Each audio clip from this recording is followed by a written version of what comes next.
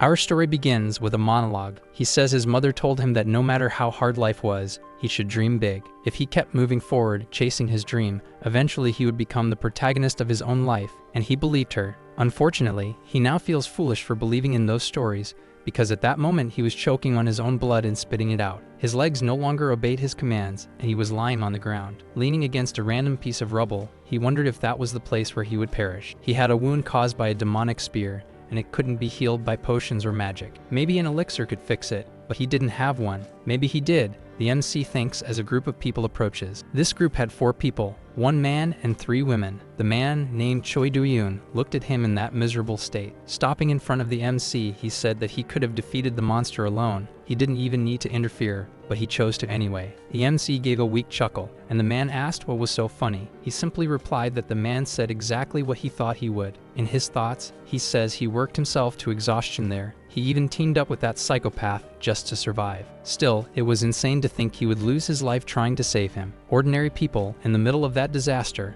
hugged each other and cried. The boy asked if Do-yoon had an elixir, and he replied that he did. The MC then asked if he intended to use it to save his life. Do-yoon responded that the price of an elixir was astronomical, so if he was saving that one for himself, he wouldn't waste it like that. To complete the humiliation, he added that the protagonist wasn't worth enough for him to use the elixir on. The boy gave a weak laugh. Almost losing consciousness, he said that the world was completely screwed up. The divine spirits, the greatest beings in the heavens, they enjoyed watching humans struggle for their own entertainment, handing out challenges and rewards. They saw that bastard Do-yoon as great entertainment and didn't care about someone like him. No one ever cared about him. The MC cursed that world, Do-yoon, and the divine spirits to hell as his final words. One of the women scolded him, but Do-yoon interrupted her. Raising his hand, he asked the protagonist why he had done it. He only needed to provide intel and watch the fights. Why did he choose to fight? The boy replied that he was tired of staying in the shadows and tired of life. He had reached his limit, and so he started laughing again. Do-yoon asked if he did it just to save some civilians. He was probably going to say more, but something interrupted him. A being appeared above them,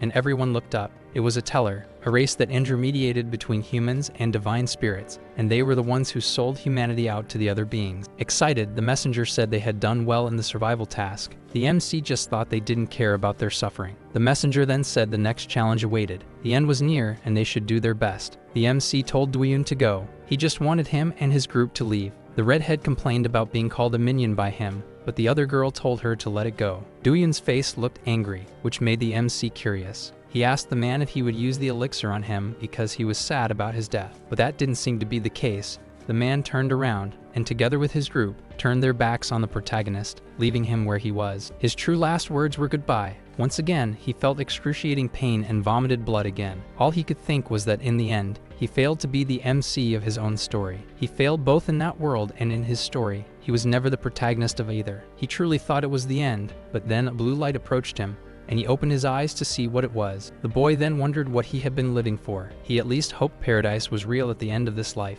Regretfully, the MC said that if he had a second chance, if he could fix his mistakes, he would rise higher than anyone in that world. So high that he wouldn't need to envy anyone and could be proud of himself. He just wanted to live a life like that. Raising his hands to the sky, he sheds tears as his vision fades away forever. The scene changes, and now we see an absurd number of tiny little creatures with their little holes showing. A bunch of small ghosts. The MC opens his eyes and wonders where the hell he was. Was he still alive? That was impossible. He had been pierced by the cursed demonic blade. There was no way he could have survived that attack. Suddenly, he seems to see his own reflection and is shocked. He was now one of those little creatures we saw at the beginning of the scene. Frightened, he screams, asking what the hell all those things were. A voice says it seems they're all here now, and that catches the protagonist's attention. The MC sees a humanoid creature with the head of a deer. It was a teller, but this one seemed different from the ones who used to appear to humans. Turning to the little creatures, he says he's going to briefly explain the situation they're all in. Now they were going to be their messengers. Everyone was there to prove their worth. This nonsense confuses the protagonist. There was a company called Celestial Corp ANC.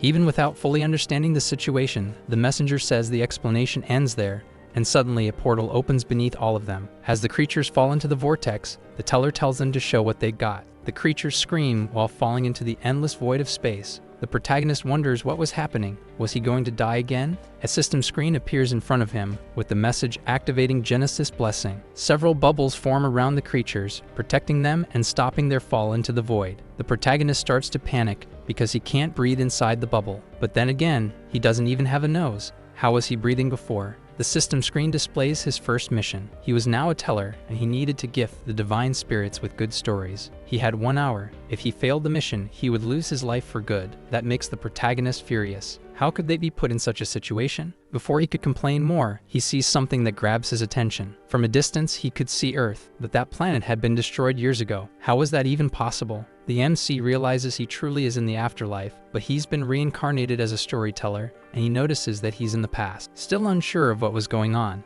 he decides to focus on his mission, especially since the countdown was already at 57 minutes. If he was in the past, back when Earth still existed, then this must be the era when the collectors were still active. Even before it was destroyed, life there wasn't normal. Several gates had opened, and monsters started coming out. The collectors hunted them. The protagonist thinks that he should choose one of those collectors who didn't have a contract yet. But something about the mission felt off. Every collector needs a contract with a teller in order to grow stronger and gain sponsorship from the divine spirits. This didn't seem like such a hard mission to complete. He presses the Accept Mission button. The system screen gives him his destination. He had to go to Seoul, South Korea. Why am I not surprised? They always go there. The protagonist was struggling to press the mission button on the system screen because of how short his arms were. Shaking with the effort to press the button, he also complains about not having fingers. Something strange happens, and the protagonist's attention shifts. Meanwhile, watching through system screens, the teller becomes curious. He notices that most of those little creatures didn't really understand the situation they were in,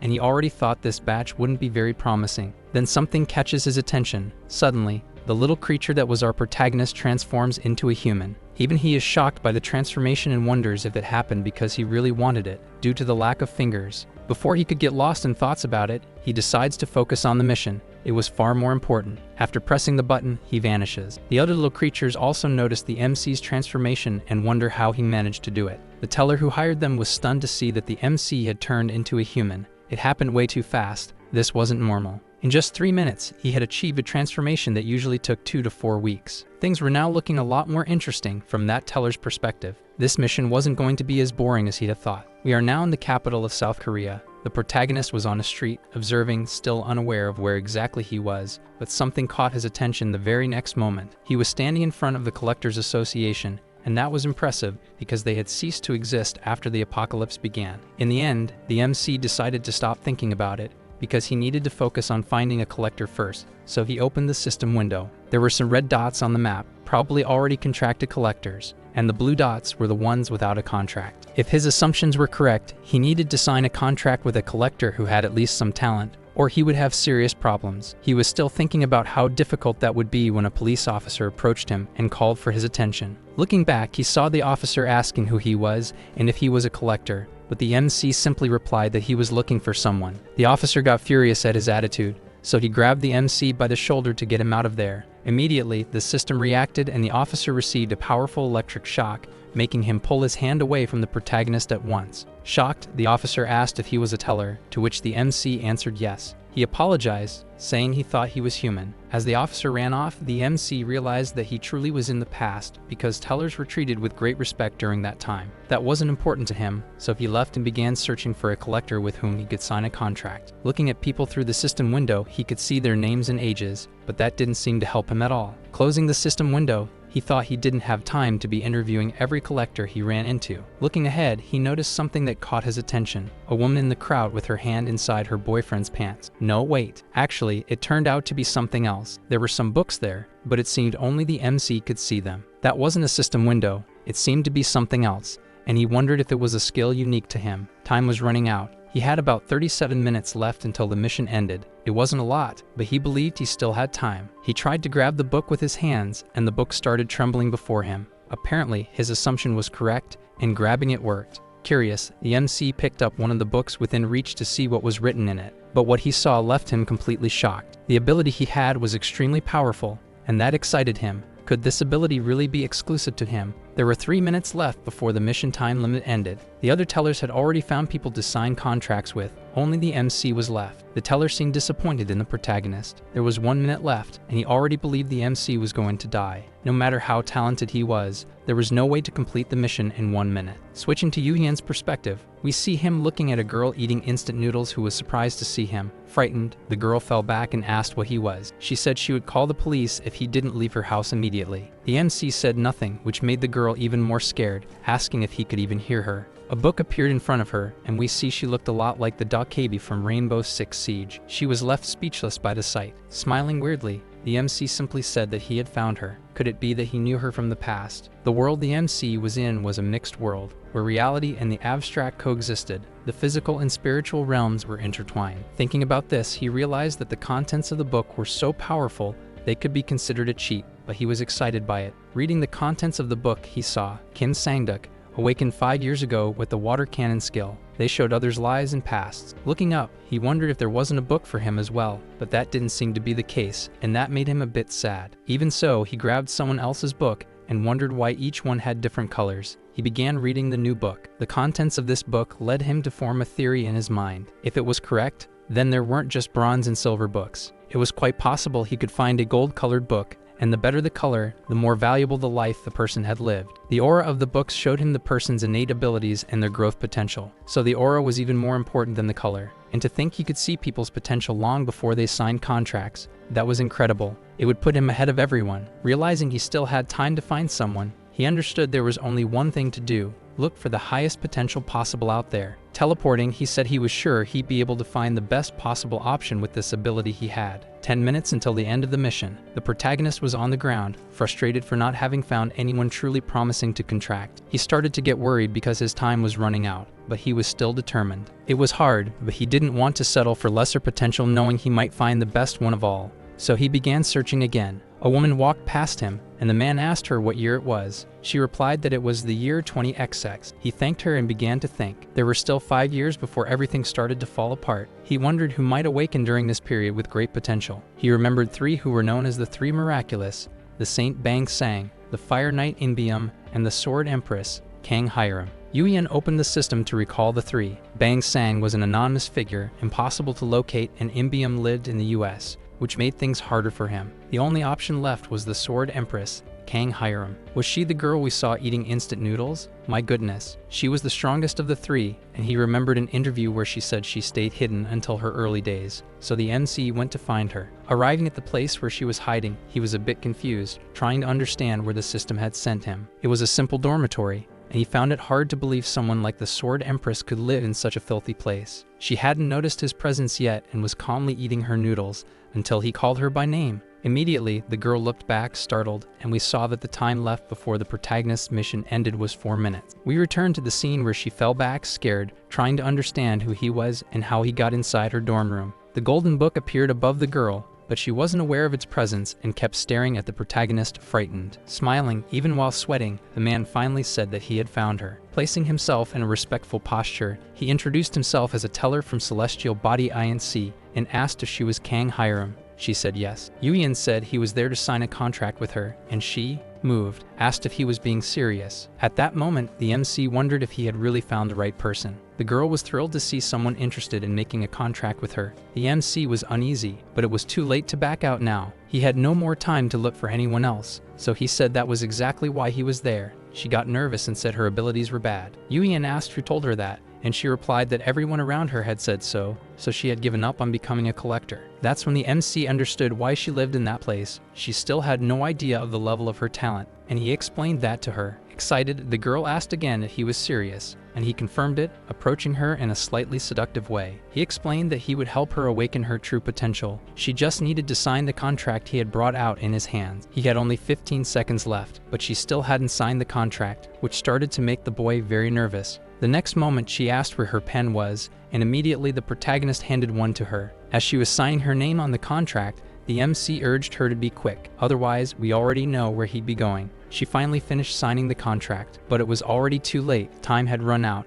and the story ends here. Just kidding. With only 2 seconds left before his lifetimer expired, the system window showed that he had successfully completed the mission. Satisfied, the MC thought about the promise he made before becoming a teller, that he would live a life with no regrets. Yuyan told the girl he was excited to work with her, and she lit up with joy, asking him to take good care of her. He was still impressed by what he had seen about her. In his previous life, she was so noble that people theorized she came from a wealthy family, but that wasn't the case. The MC pulled out the golden book containing the girl's past and opened it to see what might be in there to use, but something left him completely shocked. She had not 1, but 3 main character specializations, and only one of them had been awakened. Her level was already absurd. These specializations were so impressive that one of them was even the same as the one in Chuck Junkyun's story. 3 of the highest ranked talents, and only one had awakened. If she managed to awaken all 3 at once, just how powerful would she be? Yuyan asked her if she was aware of her talents. Hyram still believed her talents were weak, and the protagonist could hardly believe she thought that. She said that during her training, she had been instructed not to talk about her talents, but the MC reminded her that they had a contract now.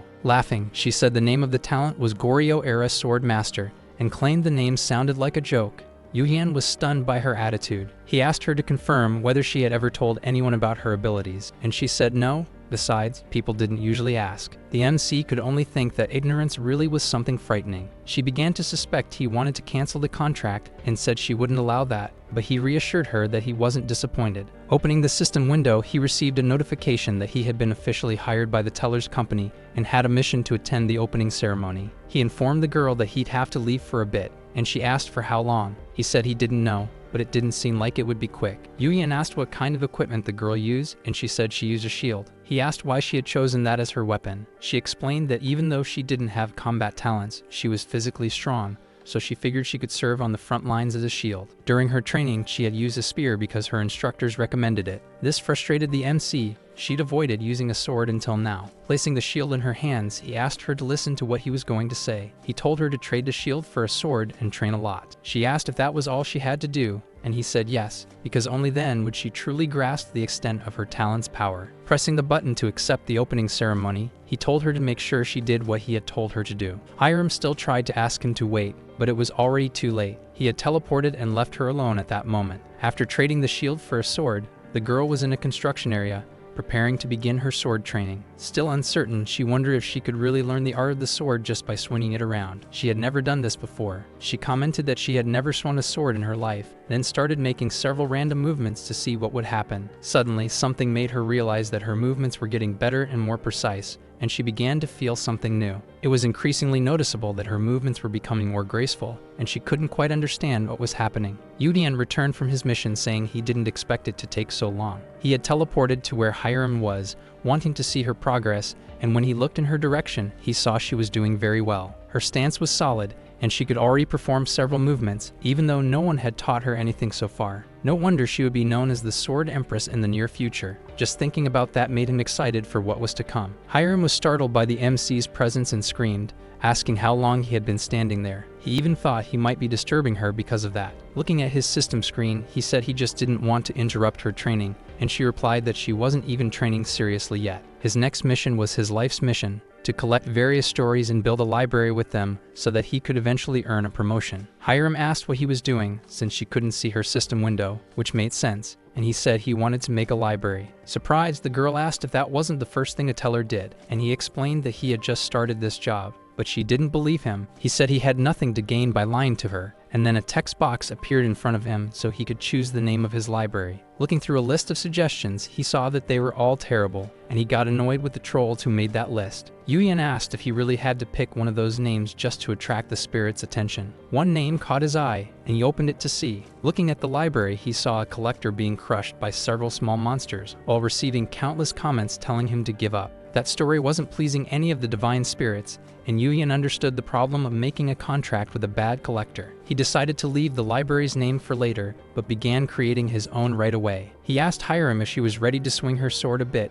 and she looked confused. The two of them teleported to another location where there was a portal. The girl asked what place that was, and he explained it was the entrance to the world of thoughts, a place of myths, legends, and stories. Contemplating the portal, the MC explained the teller's role, to tell stories to the higher spirits, and this was how they did it. Turning to Hyram, he said he had a question to ask. Did she know what the implications were of the stories they were about to show? She asked if it was the story of a main character, and he said it was something like that, but each story could belong to a different genre. Still, among so many stories, there was one genre that truly stood out above the rest, the heroic tales. Standing before the portal, Yuyan said that from now on, she would be the protagonist of heroic tales. She still doubted that, but he said he would help her. The scene shifted, and they were now on a kobold mountain. The MC asked if she knew anything about them, and she said she knew a little. Opening the system window, the protagonist then opened his library. Immediately, some higher spirits began entering it, already interested in seeing what kinds of stories would be told there. He began speaking to them,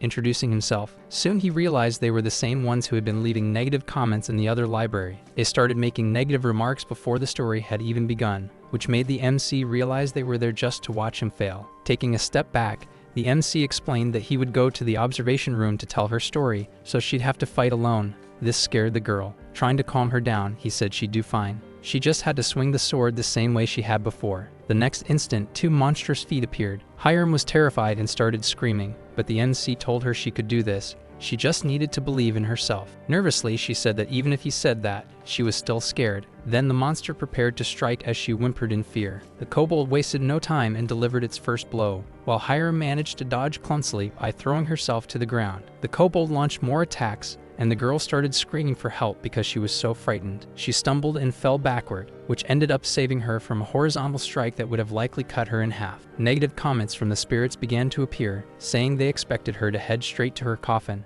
leaving her completely frozen. Voices began to echo in her mind, and we saw a flashback where people mocked her skills and her raw strength. Laughter and scornful remarks came her way, saying she didn't even have the ability to make a contract with a teller. She began to cry in those memories, holding her shield as if it were some sort of protection against those bullies. At that moment, she was sitting in her room, staring at the shield on her bed, too depressed to even want to leave the house. Hyram started to wonder if she had what it took to keep going on this journey, or if she would run away. Back to the present, she was still frozen on the ground, paralyzed by her memories. The sword slashed her arm, just a graze, drawing a bit of blood, but her motivation had changed. She didn't want to run anymore. If she ran again, she'd be a useless human being. Even in that state of poverty, she had to do something, because he had found her. That teller who appeared, saying he wanted to make a contract with her. If she ran away, she wouldn't be able to face Mr. Yuyan. Gripping her sword tightly, she realized that no matter what happened to her, she would never again be as cowardly as she had just been. Watching that scene nervously, the MC shouted her name. He yelled at her to dodge the kobold's strike,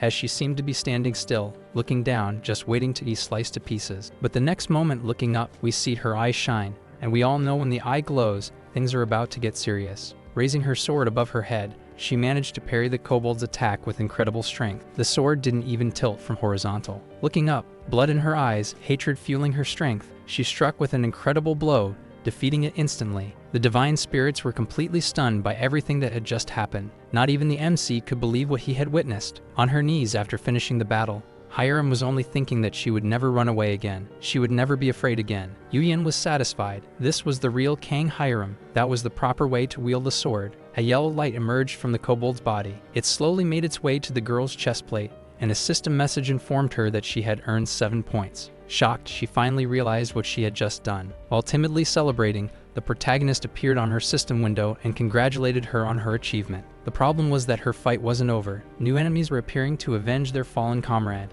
As the battle continued, he explained to her that this world was full of things that could bring her joy, so she shouldn't stop here. It would be much better if she became more ambitious and desired more. Meanwhile, various donations began pouring in for her. Could she really be like that? Hyram responded yes. She was now much more confident in her ability, and even I'm excited to see what happens to her now. The kobolds charged in as a group, but the girl wasn't intimidated. She drew her sword again, ready to take them down. Impressed, the MC checked the viewer data on his library featuring Hyram's stories. It already had more than 15 views in under an hour. Actually, I was mistaken. The one viewing this was another teller, who was impressed by Yuyan's results. His name was Duun. He was impressed and at the same time in disbelief. That shouldn't be possible, even if Yuyan had gotten help from a department. Thinking Yuyan must be using some kind of dirty trick, Duun decided to go analyze this case and see what was really happening. Opening the collector's viewer window, he was simply speechless. Stammering, he began to ask himself who that woman was. She wasn't wearing any protective gear, and her sword was extremely ordinary.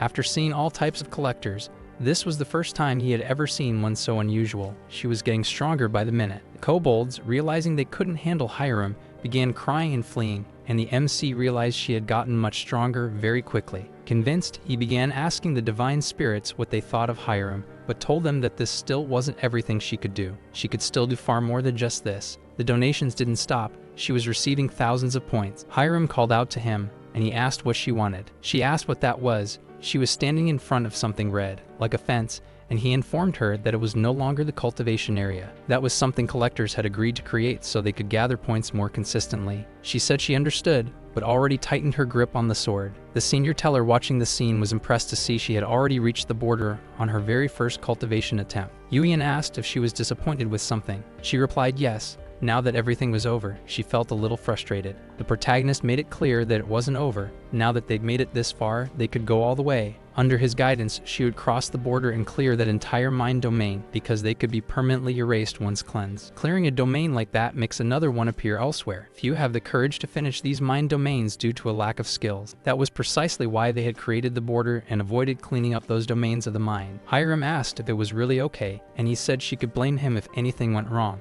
Besides, she didn't exactly look like someone who wanted to stop there. Excited, she asked if it was that obvious, and he confirmed it. The divine spirits agreed as well, because they were loving what they were seeing, and she decided that she would clear the entire domain, just as he instructed. While the MC was causing a commotion to rally support for Hyram, the lizard-faced teller was in disbelief over what she was about to do. Hyram readied her strike, but he didn't believe she had the power to destroy the edge. A protagonist should never give up on their goals. Hyram made just one leap. As she charged forward with everything she had, more donations came in for her, because that's what being a true heroine meant. The lizard teller was exasperated. Things were unfolding in a completely different way than usual. She had already reached 20 viewers. In the past, the story had been full of adventures, but the collectors had chosen the easier path, which made the divine spirits lose interest. Because of that, they decided to trigger an apocalypse just to try to get an interesting story. Yuyan knew how that world would end, which is why he was determined to create a future different from the one in his past life. That change wouldn't come from an outsider's intervention, but from humanity itself.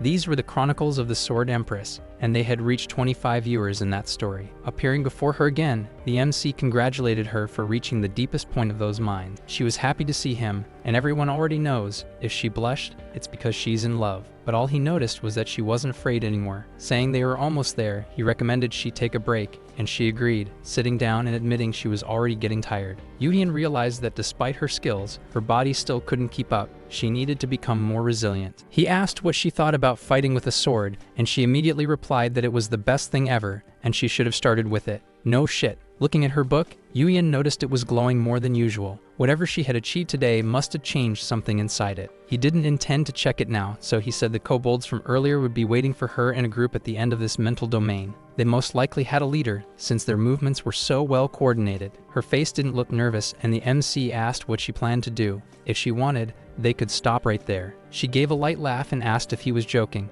But he wasn't. Standing up, she said she would finish it all because that was her ninja way. There was no way he'd play dumb after everything that had happened. He said he wouldn't since he takes responsibility for his words and asked if they could go now, to which she replied yes. Yuyan was smiling slightly because he could see that now she was much more confident and he wouldn't need to hold her back or anything like that. The warning was clear, this would be dangerous. So she needed to have a clear goal in mind. He asked if she knew how to clear domains, and she said yes. This one would be simple. The clearing condition was a raid, and the best way was to defeat everyone, but she'd need to focus on the leader first. There were several ways to clear a mind domain, but in this one she just had to defeat a specific monster, and that made her really excited. The girl was already heading toward the boss and even singing, but the MC asked her to wait. She needed to change weapons first. She asked why, but when she looked at her sword, it was completely damaged. Any impact would shatter it completely. The girl started crying and sobbing, desperate, and the MC said it had held up pretty well for a starter sword. Trying to calm her down, he opened the store window and said she had earned a lot of points along the way and showed her the best options to choose from. She complained about the price of the swords. It was everything she'd earned so far, but there was no choice. She spent it all on one of them. The sword appeared by her side. It looked like a rapier or maybe a katana. The curved blade left me unsure. Yuyan praised the sword, but she was still crying over the loss of her points, and he said she could earn more now, so it was time to go. The kobolds were waiting for their arrival, the leader observing and waiting with his underlings. Hyram arrived already saying it was their fault she had to change swords since her first one had broken. Sweating in fear, the kobolds noticed Hyram approaching. She was a real threat they had never faced before. Charging at the monsters, the girl shouted that she had to spend all her savings on a new sword because of them. With an extremely powerful strike to the ground, an explosion is created, throwing several monsters aside. Hyram shouts that everyone there is already doomed and starts dismembering many of them while screaming about having wasted her points. The hatred was visible in her eyes, and she turned to attack the boss in a leap. It's amazing what losing money does to people's minds. Crying in despair, the kobolds old boss begins to scream, but it was already too late. With a single blow, Hyram removes its head from the rest of its body, finishing that domain once and for all. The scene shifts to a cafe where the girl is eating a cake so delicious she couldn't even believe it actually existed. The MC asks if it was really that good while sipping his coffee, and she confirms that yes, she had never eaten anything so good in her life. Yuyan thinks that was an exaggerated reaction, but it's understandable, considering she spent her last few years living off cheap ramen. He says she can eat that every day if she wants, as long as she keeps earning as many points as today. She just has to be careful not to get fat. Changing the subject, she asks what he meant when he said he knew what that Goryeo-era talent of hers truly meant. Yuyan asks if she knows someone named Chuk Junjiang. She makes a face like she doesn't, but the chapter ends there. In the next chapter, we learn that Junjiang was an ordinary soldier, nothing more than a low-ranking public servant. However, one day he climbed the castle walls, which were under control of the Jurchen tribe, and simply wiped the place clean. He not only took out the enemies surrounding him on his own, but mercilessly defeated tens of thousands of them right there. A rumor spread that he had surpassed human limits, which earned him the nickname Sword Master of the Goryeo era. Hyram is impressed by the story, but asks why she's never heard of him before. The MC replies that his friend's name was weird. She grows even more curious and asks what his name was, but the MC refuses to answer. Is it Voldemort or something? She insists he tell her. Yuyan gets flustered and asks her to stop because he's starting to feel uncomfortable and will report her for harassment. If she wants to know about him, she should look it up herself. She opens her phone to search, incredulous that the name could be that bad. But when she sees the name, she actually blushes hard, deeply embarrassed. I saw in the comments that it was the Korean version of King Size D. Furious, she throws the phone at the protagonist's head, calling him a pervert and saying she would be the one filing a harassment complaint. The MC says that even if he was erased from history because of his name, it didn't diminish his worth as a warrior or his strength. Excited, Hyram asks if that meant her ability was considered special. This somewhat childish attitude makes the MC wonder when she'll finally become the true sword empress, like she used to be in her past life. Grabbing her by the arm, he says they don't have time for small talk. It was time to put their plans into action. She follows the MC, asking what he meant, and he says they need to work on her image, but she complains that she hadn't finished her cake. Hyram asks the MC if he really thought that was okay, and he says it was perfect in his opinion and asks her to go over his instructions. Don't laugh stupidly and be careful how you behave in front of the divine spirits. He nods and says it's time to go. The spirits begin to enter the room, and he can already see that there were more people than in the first story. Some spirits were astonished. Their reactions varied in every possible way, and that makes the MC curious. He finally understands why they were like that. They had never seen Kang Hyram properly dressed before, and she looked stunning. The MC thinks, if you ran a poll asking what's the most important trait and character, most would say strength. However, if you ask what the second most important trait is, the answers would vary more, but in his opinion, it was appearance. He knew she could gain a lot more attention by being beautiful, and he was right. Before heading to the next domain, she had something to learn. He hands her something and says it's the story he bought earlier, and asks if it was her first time seeing it, and she says yes. Despite her excellent talents, she still needed to learn how to prepare for each mission, and that would help her. The girl thanked him for it. She began absorbing the stories, and Yuyan asked her how she was feeling. The girl said she felt rejuvenated, to which he replied that was great. Most collectors felt sick after absorbing too many of them. Hyram was about to ask what kind of points he had used to get those stories, when the MC interrupted her and said it was time to go put on their show. Entering the new domain, she asked what kind of place that was. It looked like a maze, but once again she was interrupted by Yuyan. Understanding the situation, she began acting seriously, describing the area as desolate and empty, and the MC explained it was the Labyrinth of Cree. There had been several attempts to clear that place for good, but without success, and that was her mission this time. Hyram asked why no one had managed to do it before, and he replied that they'd never been able to figure out the completion conditions for that place. Walking through the corridors, she began to see several bodies of people who had passed through before but got lost inside the maze. The girl grew exasperated, but the MC asked her to stay quiet. He explained those bodies belonged to people who had entered recently. More than 100 people were already watching her story. Even tellers were observing it. He was gaining a lot of engagement. The MC understood that the tellers were trying to steal ideas from the newbie, but he didn't care. His goal was to make loyal fans for the two of them. Yuyan grabbed a spool of string and handed it to Hyram. She asked why she needed to use that thread there. Mazes are tricky, and that one in particular was worse. In the myth, Theseus used a string to avoid getting lost, so she should do the same. As his final words, he wished her luck before teleporting to the story's viewing area. The system appeared to her, and he explained that she just needed to move forward without looking back, as if it were no more than a basic task. She accepted the challenge and began unraveling the string, while several donations were already coming in. all from someone named XXX. Hyram walked down the corridors among the many bodies, unraveling the string and leaving a trail so she wouldn't get completely lost. Yuyan noticed that even her mental resilience was higher than average. She wasn't panicking even in the face of that complicated situation. Turning a corner, she began observing the area more carefully, but without losing her composure. She finally managed to find what looked like the center of the labyrinth. Could the boss of this place really be the Minotaur from the Greek myth?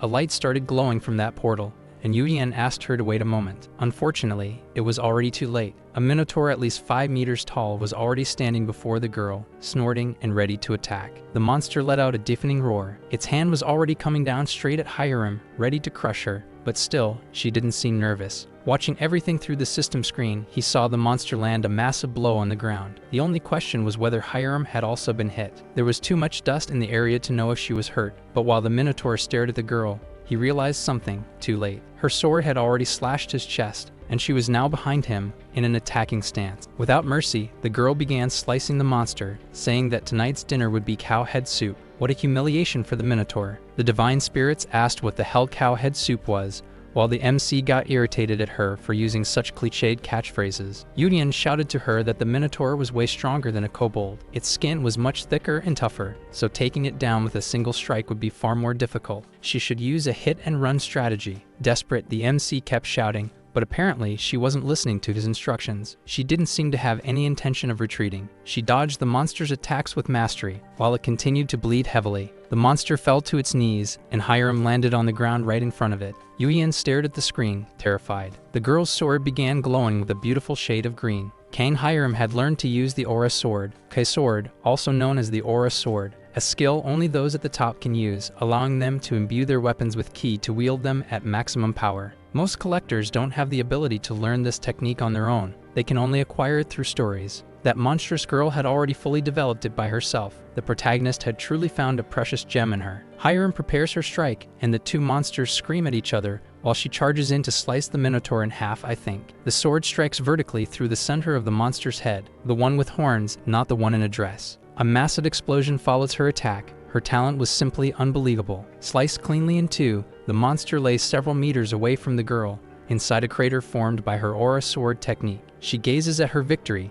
still holding the sword in one hand. As she wipes away her sweat, we see that several donations had come in for her, mostly from that XXX guy. He must be a big fan of hers. Yuyan was shocked. He didn't have to do anything besides watch the massacre. Their subscribers had doubled and were growing fast. Hyram gets the MC's attention, saying something felt off. He asks what happened. She says she defeated the monster, but the domain hadn't been cleared. Even the divine spirits were wondering why it wasn't over yet. Teleporting beside her, the MC explains that the domain really hadn't ended. She's startled by this answer. Speaking to both the spirits and her, he explains why this labyrinth was never completed even after the boss had been defeated. This labyrinth doesn't end just because you defeated the Minotaur. He remembers that even in his past life, many people had beaten it. Still, none of them had ever succeeded in finishing the labyrinth, and that's why no one could figure out its rules. One day, a digger managed to clear the labyrinth, and because of him, the MC knew how to complete it. The condition was to get out of it. Hyram says she could use the thread to go back, but that was the entrance, not the exit. The MC explains this, and she asks where the exit is. Looking upward,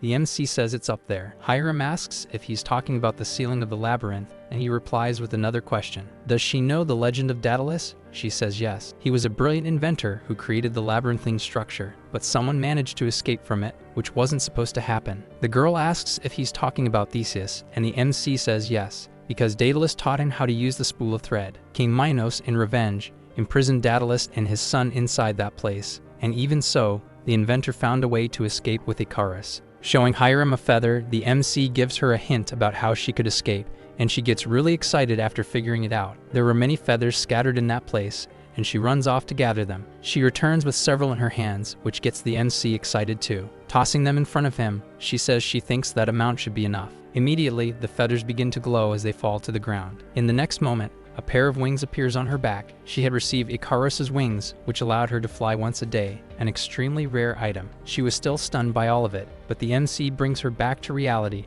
reminding her to use the wings to get out of there. Before leaving the labyrinth, Hyram says she was really lucky. Countless donations come in for her, along with congratulations for doing everything alone. Back at her home, she asks him what he thinks of her now, because her self-esteem was sky high. The MC compliments her, but she wants more. The girl celebrates the victory and keeps asking if she looked beautiful now, but the MC tells her to stop because he didn't seem interested in that. Hyram doesn't give up and says he can't pretend he wasn't affected by her beauty. Not even the divine spirits could resist. That makes him nervous. The MC yells that if she doesn't stop, he's going to hit her, and the girl starts crying, saying he's mean. Dropping the silly conversation, he asks if she's gone to the association yet. She says not yet. Why was he asking? He says it's time to upgrade her class. She needs to move on to higher classes if she wants to earn more money. She quickly gets excited. Flying out the window, she shouts that she'll take care of it immediately, but the MC tells her not to waste her daily flight on something so trivial. He goes along so they won't take advantage of her at the association.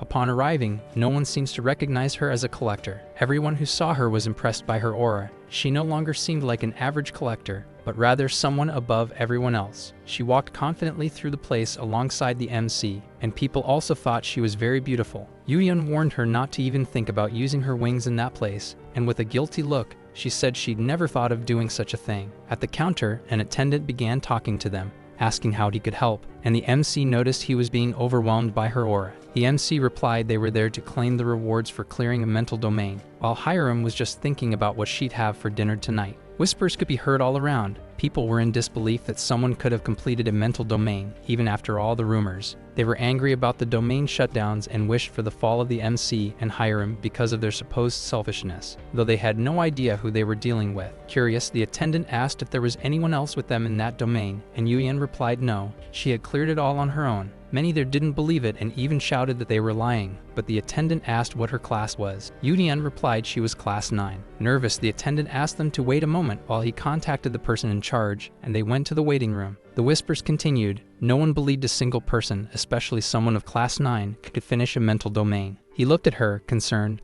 but felt reassured when he saw she didn't seem to care much about it. A giant of man, at least 2 meters tall and over 200 pounds of pure muscle, called the MC and Hyram scammers and liars. Bending down to get a better look at the girl, he began belittling her, as if she could never have cleared a domain alone, and tried to intimidate her. Hyram just watched him, expressionless, not even interested in responding to this guy. That made the musclehead even angrier, thinking a mere class 9 was ignoring him, so he tried to provoke her further to see if she'd react. No reaction came from the girl, who continued watching him without giving any attention. The provocation backfired, and the man began shouting at her for ignoring him, and the MC said she didn't want to talk to him. He turned his attention to the MC and asked who the hell he thought he was, just a manager, but Yuyeon said he preferred to be called her colleague. Even more irritated, the man shifted his target to the MC and told him to leave if he didn't want to get beaten up, but the MC remained impassive. With a sarcastic smile, the MC asked what would happen if he didn't leave. Fully snapping, the big guy launched an attack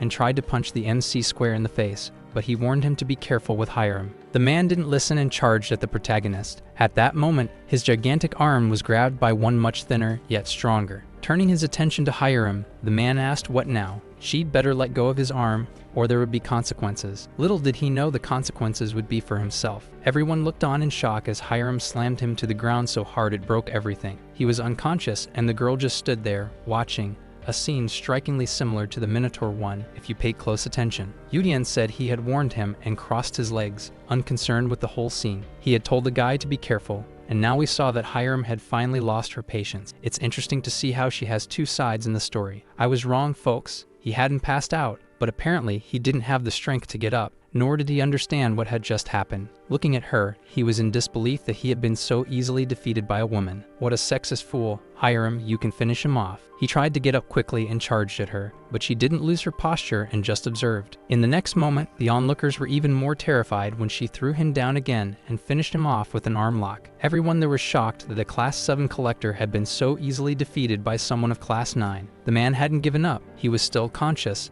and if he was awake, he could still take a beating. He was furious after being beaten twice. Watching the MC, he finally realized that was the goal of that damned manager all along. Getting up and releasing pressure across the entire room with his aura, he began screaming and cursing at the MC, and finally, Hyram reacted differently. Yuyeon also realizes that those were aerial martial arts and becomes alarmed. He wasn't as weak as they thought. The floor of the association starts to give way even more, which leaves the other regular people in despair, begging them to stop. He ignores them and starts yelling even louder at the protagonist, threatening to cancel his subscription to life. Hyram responds in kind, stepping harder on his back and pinning him completely to the ground, leaving him confused, unsure how it happened. Yuyeon notices that she had mastered another technique on her own, the heavy body technique. She was doing better than he expected when he chose her. Suddenly, she starts blushing for some unknown reason, and even the MC is confused by it. We see that people are impressed with her technique and strength, and how she managed to subdue a Class 7 collector without much effort. Someone starts shouting,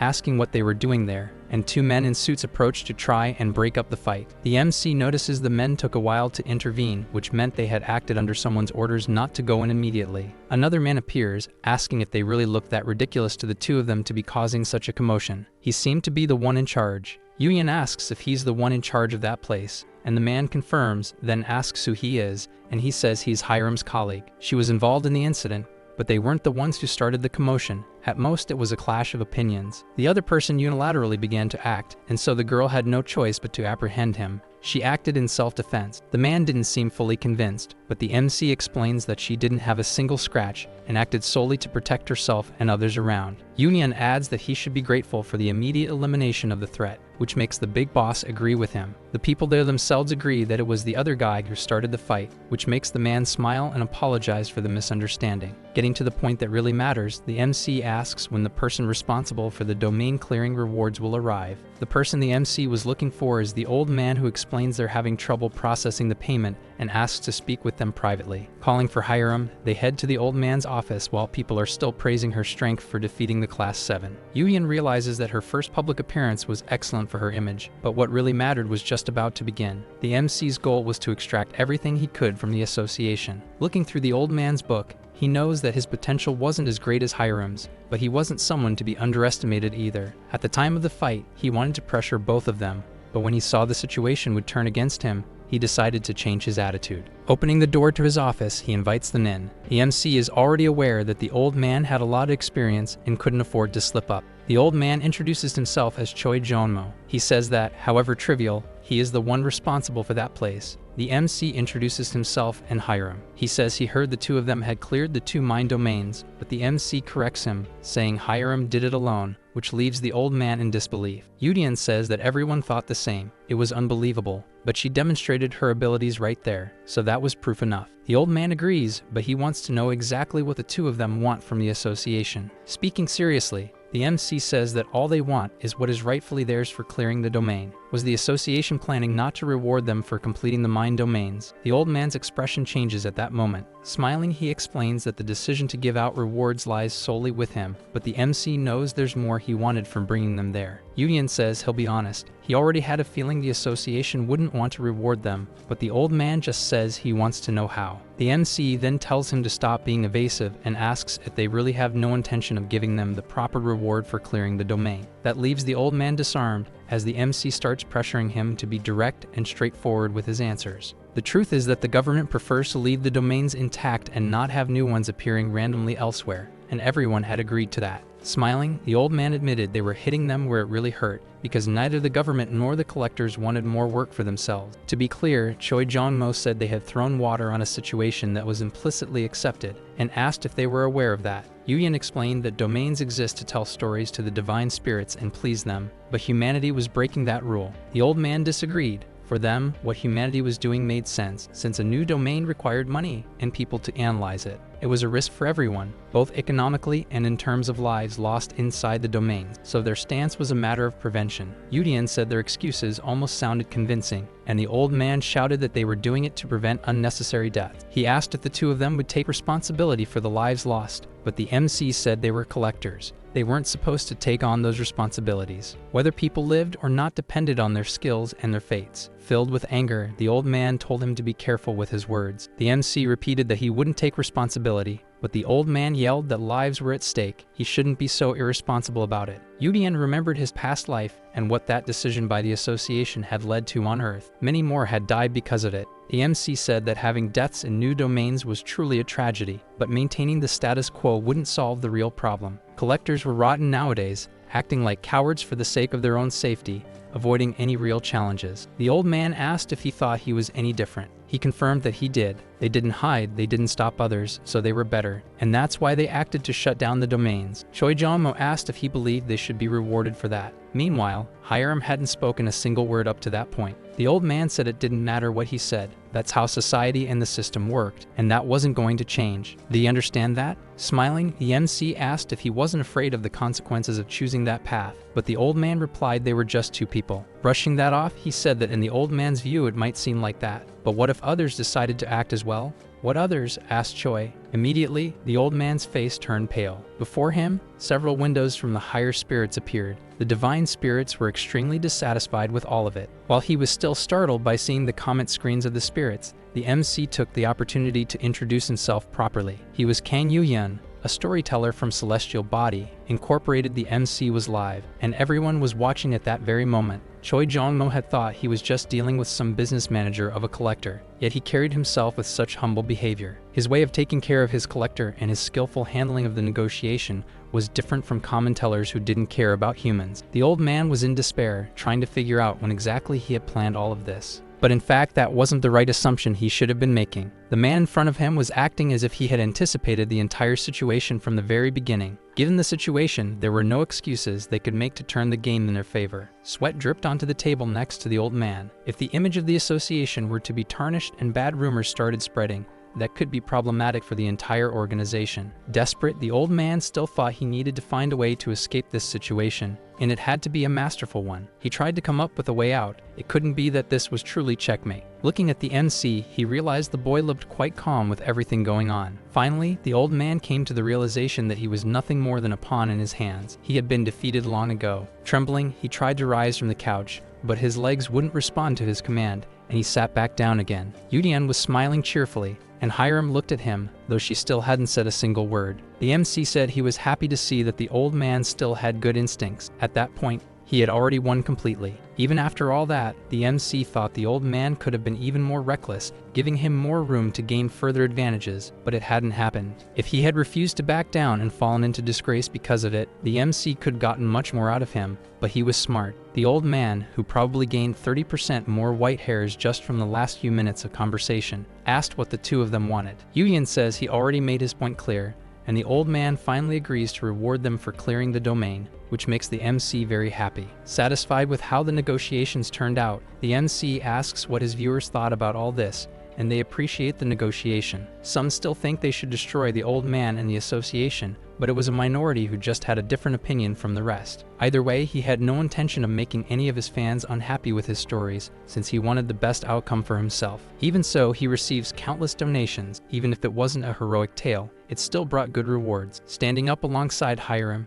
he says he hopes the old man deposits the money into their account by the end of the day, and the old man assures him he will. There was still one more thing, and when he says that, Choi Jong-mo gets startled, asking what it was. Seeing the old man's tension, he reassures him by saying he just wants him to find someone for him. The old man asks who. He wants to know if there's someone named Choi Do-yoon among the collectors, but he says he's never heard that name before. Was he really a collector? The MC says maybe yes, maybe no. He doesn't know the details yet, but he should be about 18 or 19 years old currently, and he gives a detailed description. Either way, he'd appreciate it if the old man could investigate the boy, since he'd like to have some information about him. The old man asks if he knows anything else about the boy, and the MC says he's extremely arrogant, which leaves Choi confused. The day was still bright, and we see that Hyram was finally breathing again. She thought she was going to die from how nervous she felt. The MC praises her for keeping her posture the entire time, and she says she was scared of messing something up, but it was exhausting. Yu-yeon says she needs to get used to this because they'll be doing it often,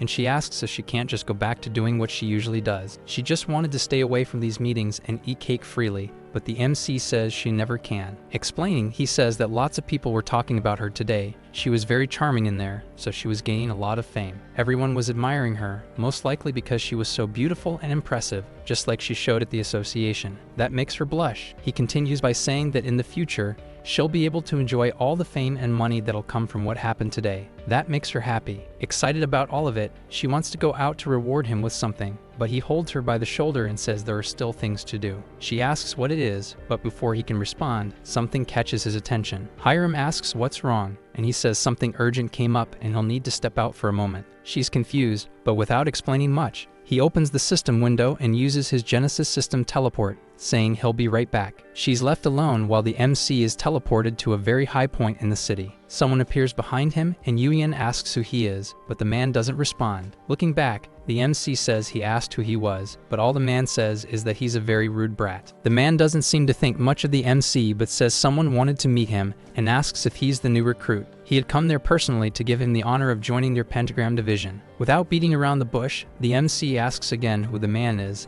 and he introduces himself as Jinpung, his senior. Yuyan asks what he wants with him, and that makes Jinpung angry, saying he's way too arrogant for a mere rookie. The MC says he has a name, and it's Kang Yuyan, which shocks the man. What do you mean he already had a name? It took him 3 weeks to get his, and this kid already has his just after joining the company. Pretending to be superior, he says the MC's name doesn't matter. He was there to invite him to the division, but Yuyan immediately refuses. Furious, Jinpung asks what he just said, and the boy repeats himself. He didn't want to join the association. Hadn't he understood that yet? He tries to use his authority over the MC, but the MC doesn't back down and says it's no use trying to pull rank on him. That leaves Jinpung confused. Yuyan asks if he thought the MC was already part of some division and tells him he doesn't belong to any, at least not yet. The man was still furious at his insolence, but the MC didn't let him finish talking and put him in his place because he was a nobody. To be a senior, he would need to have a good track record, and that wasn't the case with Jinpung. He wondered how the MC knew that, but the MC didn't say. Yuyan added that he was there just to try and intimidate him in the end, but apparently that didn't work. Quite the opposite. Wrapping it up, the MC told him to return to his division and make it clear that he would never join the same division as him. Tell that to his teller too. If someone wanted him in that division, they should at least send someone with discernment, or come ask him personally. The man trembled with nervousness at the MC's boldness and stuttered, but the boy simply told him to leave. He teleported away, but not before making a veiled threat against the protagonist. Back where Hyram was, he just remarked that everyone there was a bunch of weirdos. She saw he returned quickly and asked what the issue was that he had to resolve, but he didn't say what happened and changed the subject. Now it was time to finally get her a real manager, and that's how the chapter ends, with this perfect shot of Hyram. The chapter begins with the MC and Hyram standing in front of a building called Bak Management, but it still wasn't the place Yuyan was looking for. From what he remembered, it was supposed to be somewhere nearby, so he looked to the side. He finally found the place he wanted. Hyram looked startled. That place didn't seem very well taken care of.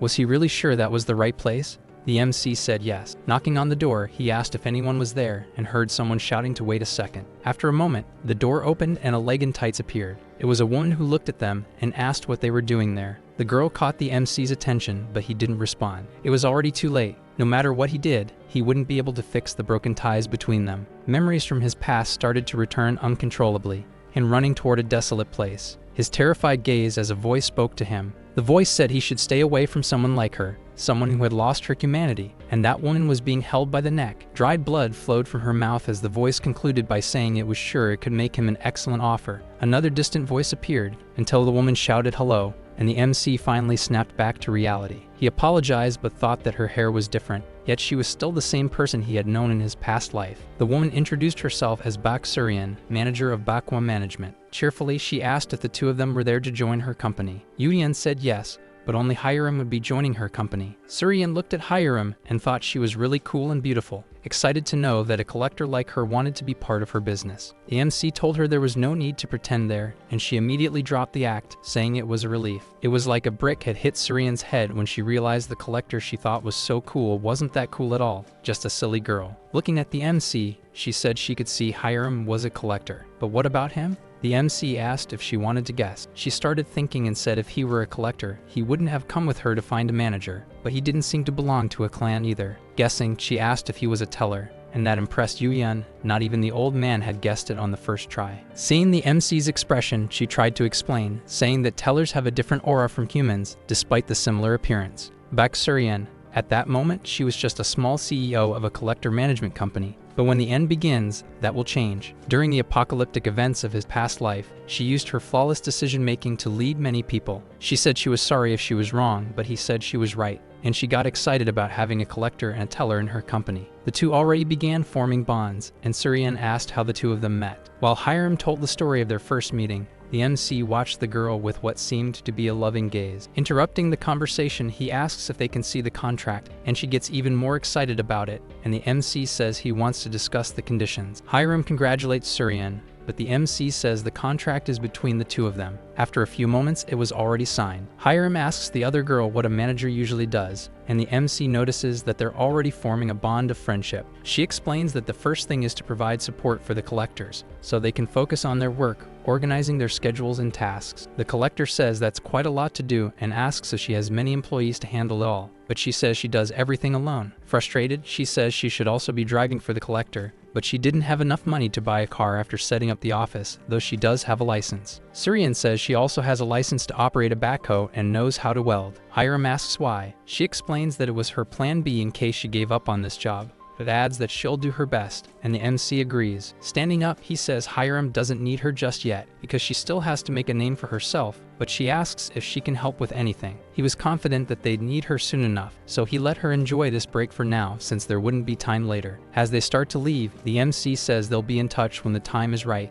and she agrees, wishing them good luck. Before finally leaving, the MC hesitates for a moment, but asks her if she has a dream, which leaves her a little confused. In his past life, he asked her what she would do when that tribulation ended, but she says she didn't even have a good life before. But if she were to consider something like that, she answers that all she'd really want is to make a lot of money. The MC says he understands and realizes that this truly was the Bak Sun-ran he had known during the apocalypse. That answer made the MC understand why she and Hyram got along so quickly. The two of them thought almost the same way. Hyram notices it too and comments that it's like they've known each other far longer than just today, and she laughs at how strange it is. In his past life, Yuyen remembers that the two of them had indeed met before, so it wasn't that strange after all. Meanwhile, in another office filled with papers scattered on the floor, we see someone shouting and calling someone a bastard. It was that supposed senior who was still furious with the MC and says he'll make sure to teach that arrogant brat a lesson. Looking at his system screen, he remembers that Yuyen was protected by the Genesis system,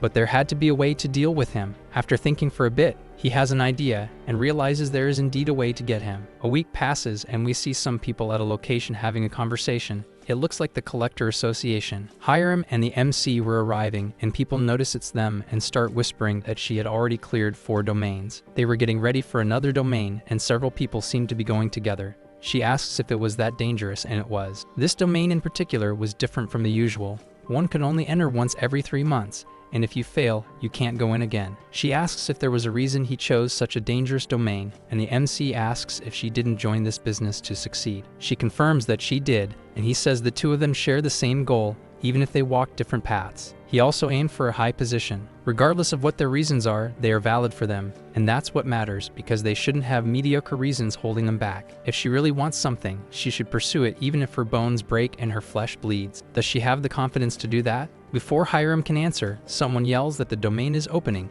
and the portal begins to shine brightly. The MC says he doesn't want her answer now, but someday she'll need to have it, both for him and for herself. On the other side of the portal, we see the collectors on top of a wall, watching an army on horseback charging forward. The chapter begins with the realization that this domain was a large-scale war, and Hyram wonders if they'll have to fight too. She actually finds it fun, while the MC observes her through the system window. Someone from one of the armies shouts to stop them with everything they have, while the soldiers yell to charge. This was the Ottoman War. The only question is which one, since that empire fought at least 5 wars against different countries. The defending side shouts that they can't afford to lose, or the enemies will breach their walls. Several soldiers were engaged in battle, and the massacre was inevitable. The MC's mind flashes back once again to his past, making him remember people running in desperation, terrified of being eliminated. In his past, all he could do was watch what was happening, unable to take any action. He closed his eyes, trying to return to the present and not let himself get lost in those thoughts. Focused once again, he thought he wouldn't let that happen again.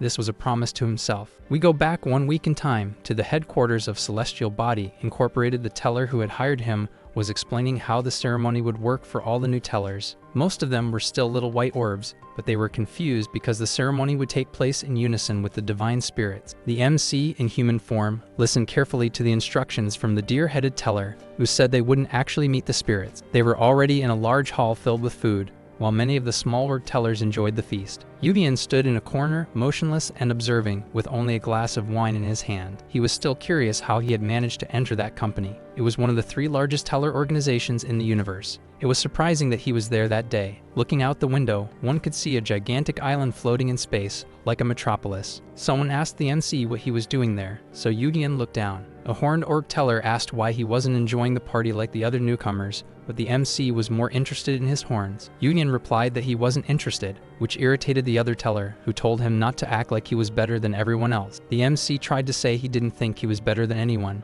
but the orb interrupted and said he would surpass him soon. Then he left. He found the horned orb interesting, but then another group entered the hall, and several different figures appeared together. They were from another department of Celestial Body Incorporated, and were there to meet the newcomers. They could continue enjoying the party. Hidden from them, the MC realized that they were actually there to assess the new recruits' performance in their first missions and attempt to recruit them. Their goal was clear: take the best among the newcomers and bring them into their departments. That place had turned into a battlefield of recruiters. Thinking how troublesome it would be to get caught in the middle of that mess, the MC planned to leave. Unfortunately, he was spotted by one of his seniors as the newcomer who had transformed the moment he reincarnated. Several recruiters gathered around him, trying to recruit him into their departments, and this made the MC very nervous. He said he appreciated all the attention, but was thinking about how he could escape from there. In his field of vision, a different person appeared, someone who didn't seem interested in him, and that gave him an idea. He moved away from the recruiters and started talking to that black and green figure, saying he should have warned him he'd be there. The man looked confused, but the MC continued his little act, hoping he'd understand and play along. The man quickly seemed to grasp what the MC was trying to do and joined in, which made Yuyan very happy. He began leading the man out of the room, saying they could talk elsewhere,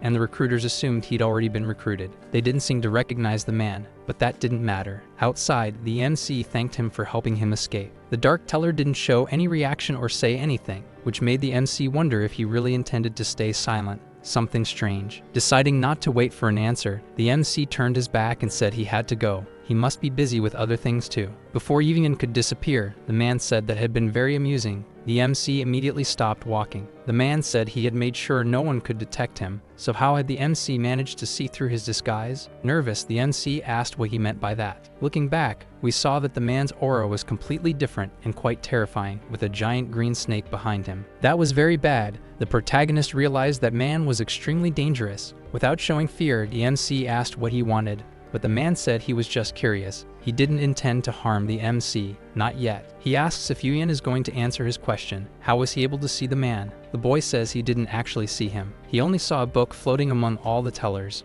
By noticing a dark book flying in the air and focusing on it, the MC became able to see the man who owned the book. Yuyan explains that this was his ability, while a black smoke hovered very close to him, as if it might suffocate him right there. The man grows curious, and the MC explains that he has a good eye and can see things others cannot, and that applied to him as well. He was a bit unsure at first, but when he looked around and realized no one else had noticed the man, he says he couldn't deny it. Yuyan says it's the truth. He was different from the other tellers. The man laughs and says he had definitely noticed that. In any case, the MC apologizes for speaking to him so suddenly, and the man asks if that's really all. Clapping his hands and smiling in a creepy way, he says it was fate that they met and proposes a bet to the MC. He asks what kind of bet, and the man says it's simple. He just has to guess who he is, and if he's right, he'll be rewarded for it. The MC asks what happens if he gets it wrong. The man says he'll have to take responsibility for interrupting his entertainment. Grabbing the book from above the man's head, he accepts the bet, even knowing the man was confident he would guess wrong. The MC tries to open the book, but he doesn't have the strength to do so, which makes him very nervous. That meant the man was so powerful that not even he could read his book. He couldn't act beyond his level, but he remembers what the teller said at the start,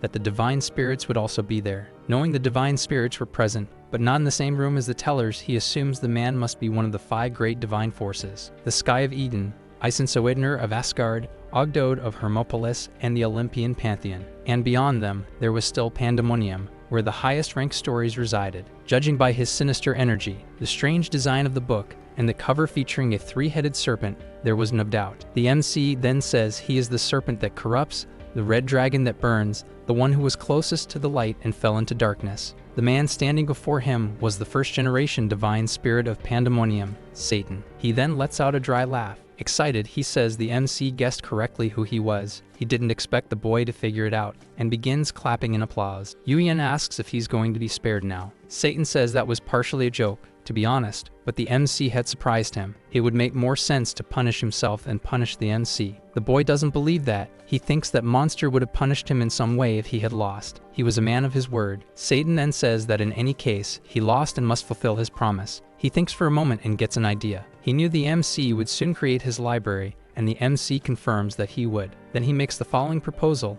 he will be the sponsor of his library, and asks what the MC thinks of that. Yuyan begins to weigh the possibility. Getting a sponsorship from such a powerful spirit was a once-in-a-lifetime opportunity. Satan then extends his hand to shake the protagonist, who understands that this would never happen again. If he takes that hand, there would be no turning back, but he already seemed to have decided what he would do and extends his hand to shake his. He was still nervous. Would it really be okay to form this partnership? In the next instant, he makes his decision and, apologizing, says he'll have to decline the offer. The divine spirit doesn't seem pleased, but simply asks why he wants to reject his offer. Yudian says that his sponsorship would help the library, but it would also make him lose his freedom, and he was afraid of angering the Eden crowd. Satan then says he understands his concern, but asks if it still wouldn't be a benefit for him. The MC says that it's not enough for him, and that answer sparks Satan's curiosity. He says that the spirits of Pandemonium are incredible, especially him. He was one of the 7 executives, and that makes the MC want to work with them. But there was something else. The moment he made a partnership with him, the MC would only be able to tell stories from Pandemonium, and the authority over his library would belong to Satan. Yudian believed in the infinite possibilities of the stories he could showcase in his library. The path he should follow was a different one. That was the reason behind the protagonist wanting to refuse Satan's offer. He wanted to follow his own path. Yudian said he hoped he could understand, but Satan let out a scornful sigh,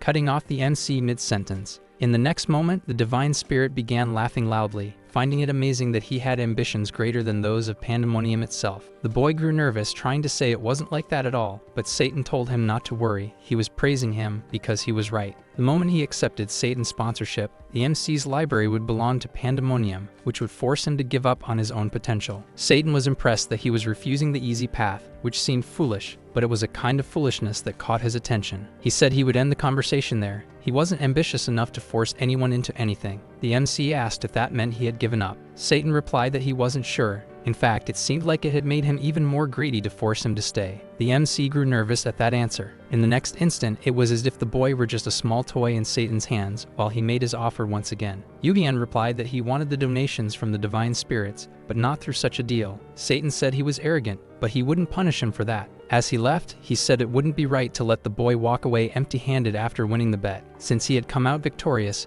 he would be receiving a gift from him soon. He was really happy to have met the protagonist that day. Before disappearing completely, his last words were that he would be visiting the MC's library in the near future. Yudian was still shocked by everything that had just happened, and he looked at his system window, wondering how much time had passed. He still had to escape from the other tellers, so he left and found a library inside the company, something he said he never expected to find. It seemed like a quiet place. No one was looking for him, so he decided to kill some time reading a book. Someone approached and said it was strange to see a guest show up there. The MC turned to the side to see who was speaking. A very bright light began to shine, leaving the MC even more confused by everything. Looking closely, he noticed a golden book above a man, very bright and beautiful. It was also a very large book, and he wondered how valuable the stories written inside that book must be. The old man asked who he was. Most people didn't usually come in there. Yudian replied that he was a new worker, and that impressed the old man. He laughed and said he had been rude. His appearance was so complete he hadn't imagined he was a newbie, and then recognized who the MC was. The boy asked what the old man was doing there, and he replied that he was the manager of that place. Yudian asked if he worked there, but the old man said no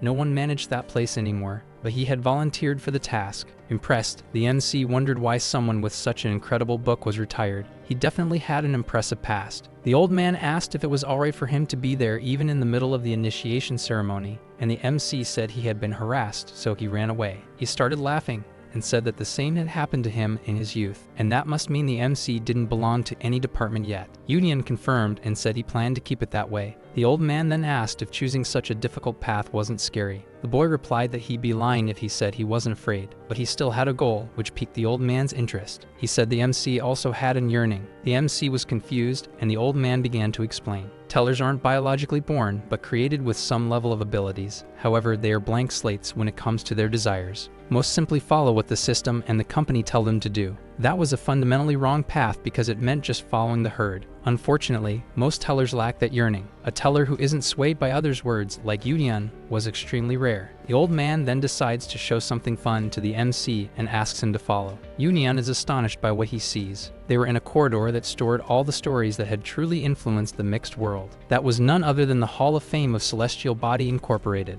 In all those stories lay the lives of all people. It was incredible to see. The protagonist was having the time of his life there. Unfortunately, The corridor didn't seem that long, because the next moment, the old man says they've already reached the end, and the MC is confused. The old man says that 30 years ago, life had been completely cut off. He had brought Yuyan there so he would remember that place, as it was tucked away in a closet. Such brilliant stories being forgotten. If he ever disappeared from this world, he'd be very sad to know that no one else would ever get to know that place, and that's why the MC was there with him. He had been the only teller who wanted to visit that place, even if it was old and worn down. The MC admired everything he could. The other tellers are only concerned with earning points and telling the same stories, those that belonged to a different generation. Still, he believed the day would come when stories with that level of brilliance and captivation would be truly necessary for the world. Yuyan simply thinks that if Duun had lived and completed that challenge, maybe he would be in that Hall of Fame too. He wanted to be someone like that. The MC calls the old man and thanks him for giving him such an incredible experience. The ceremony would end in 10 seconds. Before being teleported back to the world,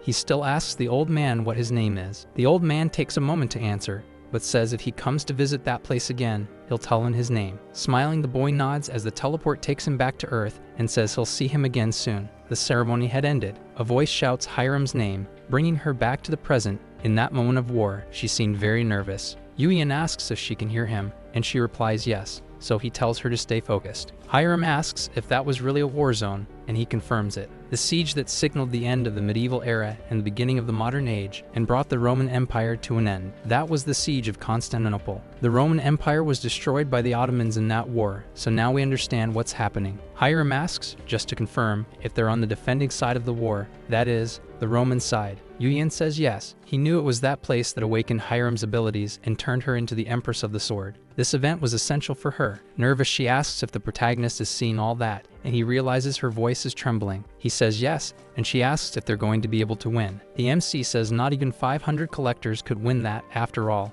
It was an army of 7,000 against another of 150,000. He was also worried. Those 150,000 were only the attacking force. If you count the support troops, the numbers exceeded 300,000. Curious, Hyram then asks why so many collectors decided to participate, even with such low chances of victory. Yuyan explains that more than 2,000 divine spirits were watching that battle. This was a once-in-a-lifetime opportunity to show the spirits the potential of collectors they didn't yet know, and possibly make them fans. It was practically guaranteed that spirits from other libraries were also watching the event. That makes Hyram feel relieved and excited. Everyone was there to promote their libraries, so if they couldn't show their potential, they could lose their viewers. It was understandable to think that the two of them were just there to show off to the spirits, but the real goal was also to clear that domain. In his past life, the MC remembers that she hadn't been able to clear that domain either. He knew it was dangerous and says they'll just try. The MC's intention was to see if the current Hyram could clear that domain, as she was already stronger than the past Sword Empress. If there was even a small chance of clearing that place, then the attempt would be worth it. A couple approaches Hyram, asking if she was planning to act alone in that domain. The guy looks a lot like Archer version Shiru Emiya,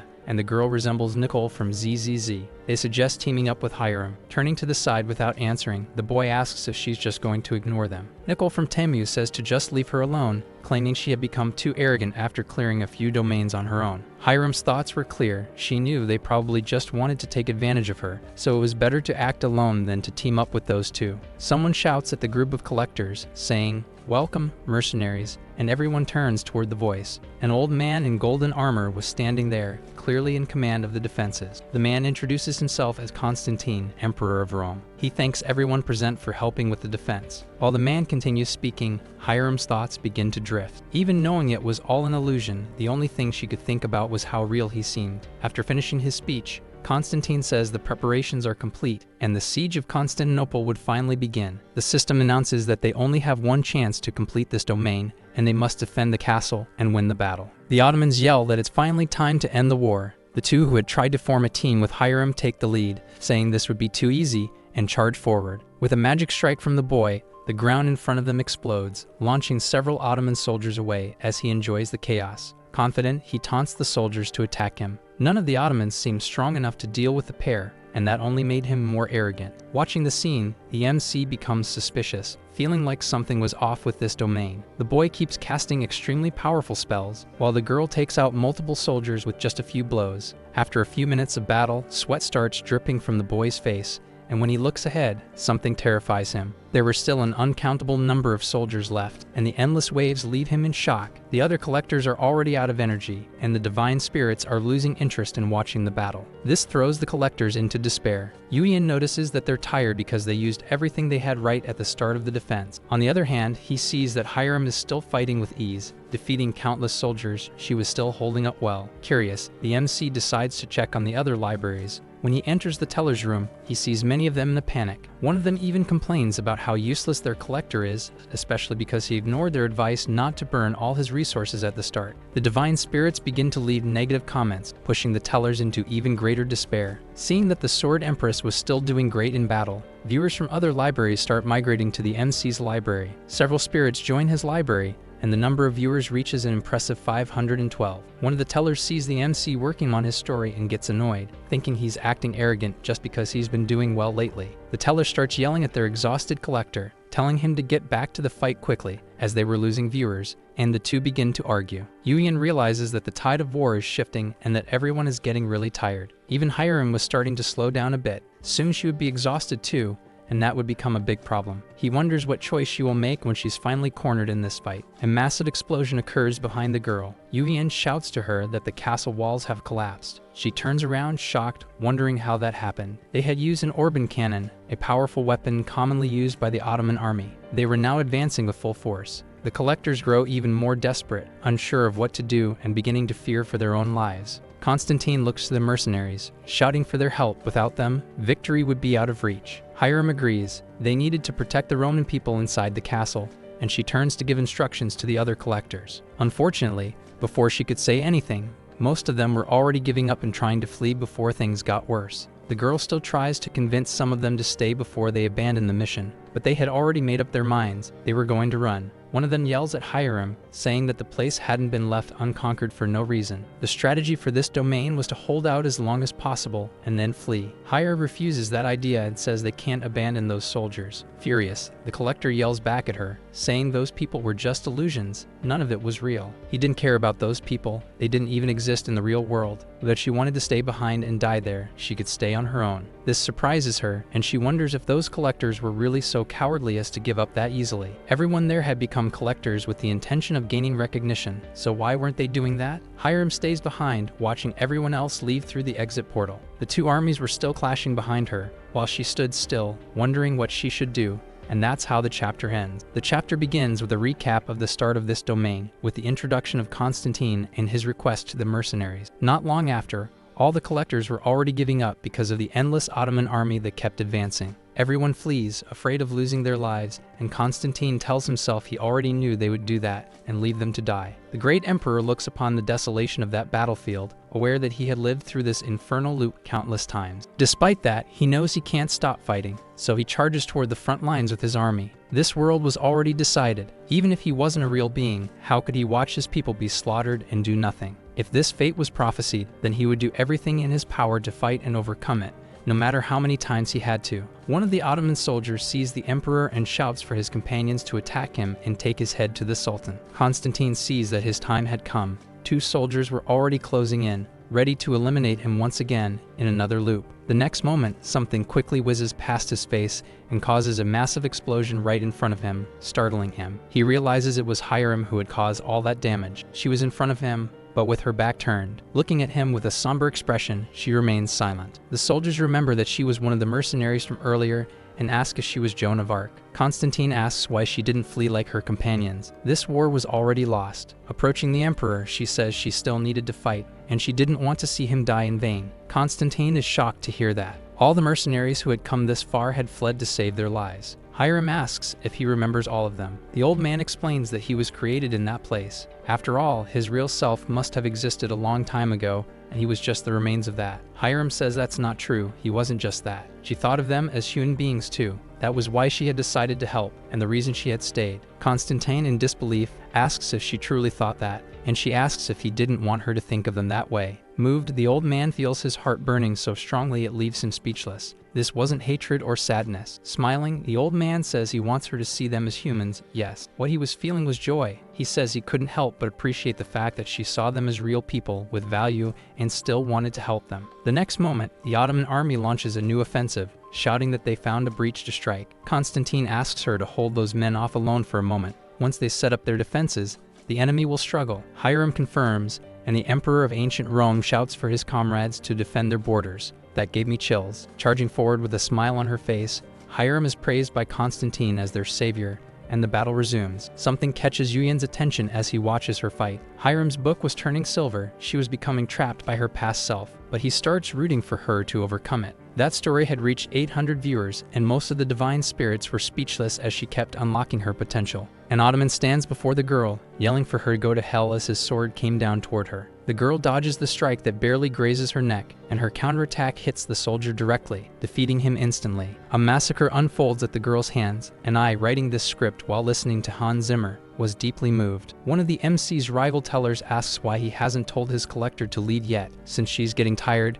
and they try to belittle her. They keep up their passive-aggressive behavior until the MC tells them to shut up because they're just a bunch of idiots. The tiger-headed man is shocked by the disrespect. He asks what the MC just said, and the MC responds by asking if he's deaf and needs him to repeat it. They had tucked their tails and run away. Were they trying to steal something from his library, or did they just want him dead? Even more irritated, Yuyan calls them trash. Hyram wasn't greedy like them, and he didn't treat his collector like a mere point machine. The MC then asks how they even have the audacity to look down on those who aren't cowards like them. Nervous, the tiger-headed man can't respond to the MC, and he just tells the teller to stay quiet and know his place. Despite that bold posture, it was obvious that Yuyan was nervous, while Hyram continued fighting relentlessly until the final line of defense fell. Desperate, the Roman soldiers screamed that their last line of defense has collapsed. They no longer knew what to do. Hyram appears right in front of them, with incredible speed, placing herself as an impenetrable wall. The soldiers looked at her like she was their saint. She was determined and thought she needed to stop that army, even if it was just one of them. A question begins to form in her mind. Why doesn't she give up? Why doesn't she stop? If she was going to die if she lost, shouldn't she run away? She didn't know how to answer that. But even without an answer, she had the feeling that if she gave up and ran away, she would lose something very important to her. An arrow hits her square in the chest, sending blood splattering across her body, already soaked in enemy blood. The Romans scream in desperation, charging against the Ottomans. They were enraged because someone managed to strike Hyram, who had fallen to her knees, trying to recover. The defense force, apparently, had gained a new motivation, and the Ottomans launched a united attack. One of the Romans falls to the ground, eyes wide open, but already lifeless, right in front of Hyram. She begins to panic and starts to think that she actually believed they could win this. Desperate, she reflects on how proud she felt for staying behind when everyone else ran, but everything had gone wrong. Tears stream down her face, and Hyram asks herself what she should do. This attitude frustrates the divine spirits greatly. Conflicted opinions start popping up in the comments. Some say she was brave for holding on this long, while others criticize her for giving up. The number of criticisms is still low compared to others, but it makes the MC extremely nervous. He considers blocking the spirits who are criticizing, but begins to hesitate. If he doesn't do something, his library might suffer. Still unsure, he also wonders what he should do as several comments start flooding the livestream. He looks up curious. Something strange had happened. All the divine spirits suddenly went silent. Looking to the side, he wonders what happened to make them go quiet, and then he sees the broadcast. Yuyan is shocked. That smiling gaze from the deepest abyss had just entered the library, and the MC knows exactly who it is. Satan. Satan asks why the library's atmosphere had suddenly gotten so tense. Yuyan replies that everyone got nervous when he walked in. The MC's courage shocks the divine spirits, but he goes on and says that Satan is late, but that things were getting interesting. Confident again, the MC says things are about to get even more interesting from now on. Satan donates 1,000 points and says he hopes this will truly entertain him. In the next moment, the MC is teleported into the domain. He is taken directly in front of Hyram, who is on her knees, clutching her sword. Yuyan says it's over. Tired, she forces herself to look up and meet the MC's eyes. He tells her she can give up now, otherwise she might die here. Praising her, he says she gave it her all, but there were things completely out of her control. She agrees, even with a faint voice. There were indeed things that were impossible. The MC then asks if she's going to give up, but she immediately yells no. Frustrated, she says she knows she's being stubborn. She knew there were things that were impossible for her right now. Crying, she asks why he was saying something so cruel. She just couldn't give up. Everyone had already told her she was hopeless, that she should give up on being a collector, and she had truly considered it. But the MC had been different. He said she was talented, that she could do things others couldn't, and because of that, she was able to grow. That was exactly why she was there. In that moment, Hyram says she just realized this was what she wanted to do. Getting up, still in tears, the girl says she never wants to give up again because she's tired of always running away. Yuyan says she's going to die, and she replies that she knows that very well. Even so, she says she doesn't want to give up. She apologizes for it, saying she's too stupid to give up, too stubborn in such a critical moment. The MC says he understands, but you all have already figured out what he did for her, haven't you? An Ottoman soldier appears, shouting for her to die as he raises his sword at her from behind the MC, calling her a witch. With her body trembling, she thinks she needs to block the attack, but she simply had no strength left to move. Was this the end of her path? She already begins to apologize to the MC. Yudian says that this is good, and that catches the girl's attention. He stands in front of her at that moment. Can you intervene in battles like this? Isn't that against the rules? What do you think? The system screen shows a message asking if he wants to disable the Genesis system, and he confirms yes. This action could not be undone. The Genesis system is disabled, and in the next moment, the Ottoman soldier is already mid-leap to slice the MC in half. Blood splashes everywhere at that moment. With a single motion, the MC draws a sword from who knows where and eliminates the soldier without much effort. This shocks Hyram. Satan starts laughing uncontrollably while watching the broadcast. What could be going on in that madman's head? Yuyan says he always wanted to be the MC of his own story. The regret of not doing so in his youth, and the faith his mother instilled in him. All of these things were tangled up inside him, but Duun condemned him to a life full of inferiority complexes. His past self believed Duyun's words and felt worthless, which made him give up on his dreams and start working for Choi Duyun. But in Hyram's case, things were different. She stood firm even in her final moments. She held her ground, confident and beautiful. The MC was very happy with his choice. The Ottomans were closing in again, and he looked back, knowing that, out of respect for the girl, he couldn't just stand and watch. Yudian raises his sword, ready to protect his collector. She yells, asking if he had gone crazy. He could die there, but he says that this is what he had to do. Charging toward the soldiers, he tells her that he's just as determined as she is, and then begins cutting down several of them with ease. The system window reports that they had already surpassed 1,200 viewers, and he says that's great for the two of them. She laughs at his joke about how that stage was a great debut for an actor who didn't even have a name yet. Hyram is thankful for the MC's help and says she'll leave the rest of the fight to him. Blocking a spear strike, he says that's fine, and in the next moment, asks to open the domain store. Most tellers don't interfere in the situations they're watching. That's the general mindset shared by both them and humans. But should they really just be spectators of these stories? There were no rules against taking action, contrary to what many might think. Union had decided to step into this fight for exactly that reason. He was going to create a story no one had ever made before and enter a stage. The Ottomans shout to kill the witch. Doing so would win them the battle, but in the next moment, something slashes past their neck. The protagonist's blade was too fast, and he replies that he won't let that happen. The soldiers are stunned by this new fighter, and the MC shouts that no one will get past him as Hyram watches everything. Grateful, she begins casting a spell, saying that he gave her the courage she needed, the courage to move forward. Terrified, the Ottomans couldn't handle the MC's strength. No one could pass him without losing their life. The MC, confident and smiling, says that's because he's strong, even if he's just one man. Several magical inscriptions are surrounding Hyram as she still thinks about how brave he was to give up his blessing just to help her. That's why she would return to the fight too. A sword is driven into the ground. It's Yu Yen's sword. He was also nearing his limit. How much longer would she need? Seeing that he had stopped to rest, the enemies charged forward, shouting that this was their chance to win the battle. But before they could get any closer to the MC, one of them shouts, pointing upward and asking what that was. Yudian looks back, and an incredibly bright light is emanating from Hyram, leaving even him impressed. The system announces that she had successfully unlocked complete unison between her body and sword. She had a serious expression, and a tremendously powerful aura was surrounding her as she reached the path of the celestial sword. Terrified by what they were witnessing, the Ottomans decided to retreat, but it was already too late. Hyram brings down her sword with all the strength she had left. A powerful slash cuts past Yuhian without hitting him, but leaves a massive trail of destruction in front of them both. Looking to the side, all he can think is that he never expected her to become so strong so quickly, and he feels happy to see it. Constantine appears behind them, thanking them for their help. It would give them more time to fight back against the Ottomans. Yuyan warns that this is only temporary. They will return, and they will fall. Constantine says they no longer have the strength to continue this battle. He had lost hope, but the MC says there's still something they can do. This war won't end like the others, and he knows it. Raising his sword in front of him, the MC says they need to kill their leader. That's the only way they can win. The old man asks if that's truly possible.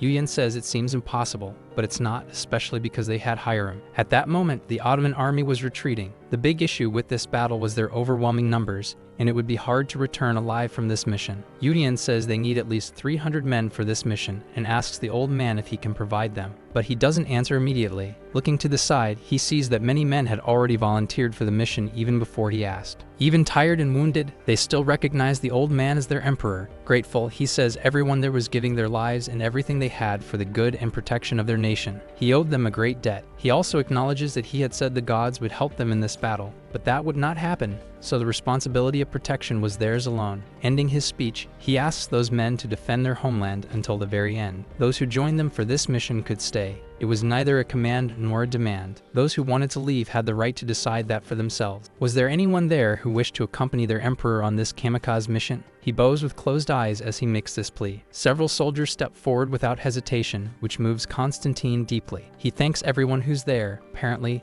none of them had decided to run from battle. Yuyan then says it's time to go, and they all begin this quest. A large army watches from afar the destruction that had occurred in Constantinople. Mehmed Diu, the emperor of that era, merely comments that Draguses had no intention of giving up. His mind wanders a bit. Things seem different this time. His reinforcements should have retreated by now, yet there were still some left. A soldier shouts that the Romans are approaching. Constantine, Hyram, and Yuyan are on horseback while the others march on foot. Mehmed asks what they're planning. While some soldiers already look alarmed, Constantine shouts for the attack to begin, and the battle resumes. The archers release their first volley of arrows toward the small detachment of 300 men. The shots are coming, and the old man yells for someone to stop them. Several soldiers are struck, horses too. The casualties are enormous. It looked like a senseless battle. It reminded me of the 300 Spartans. Hyram screams in desperation at seeing so many deaths, but the MC yells that she must not look back. She tries to protest, but the MC says they came knowing their fate, and to honor them,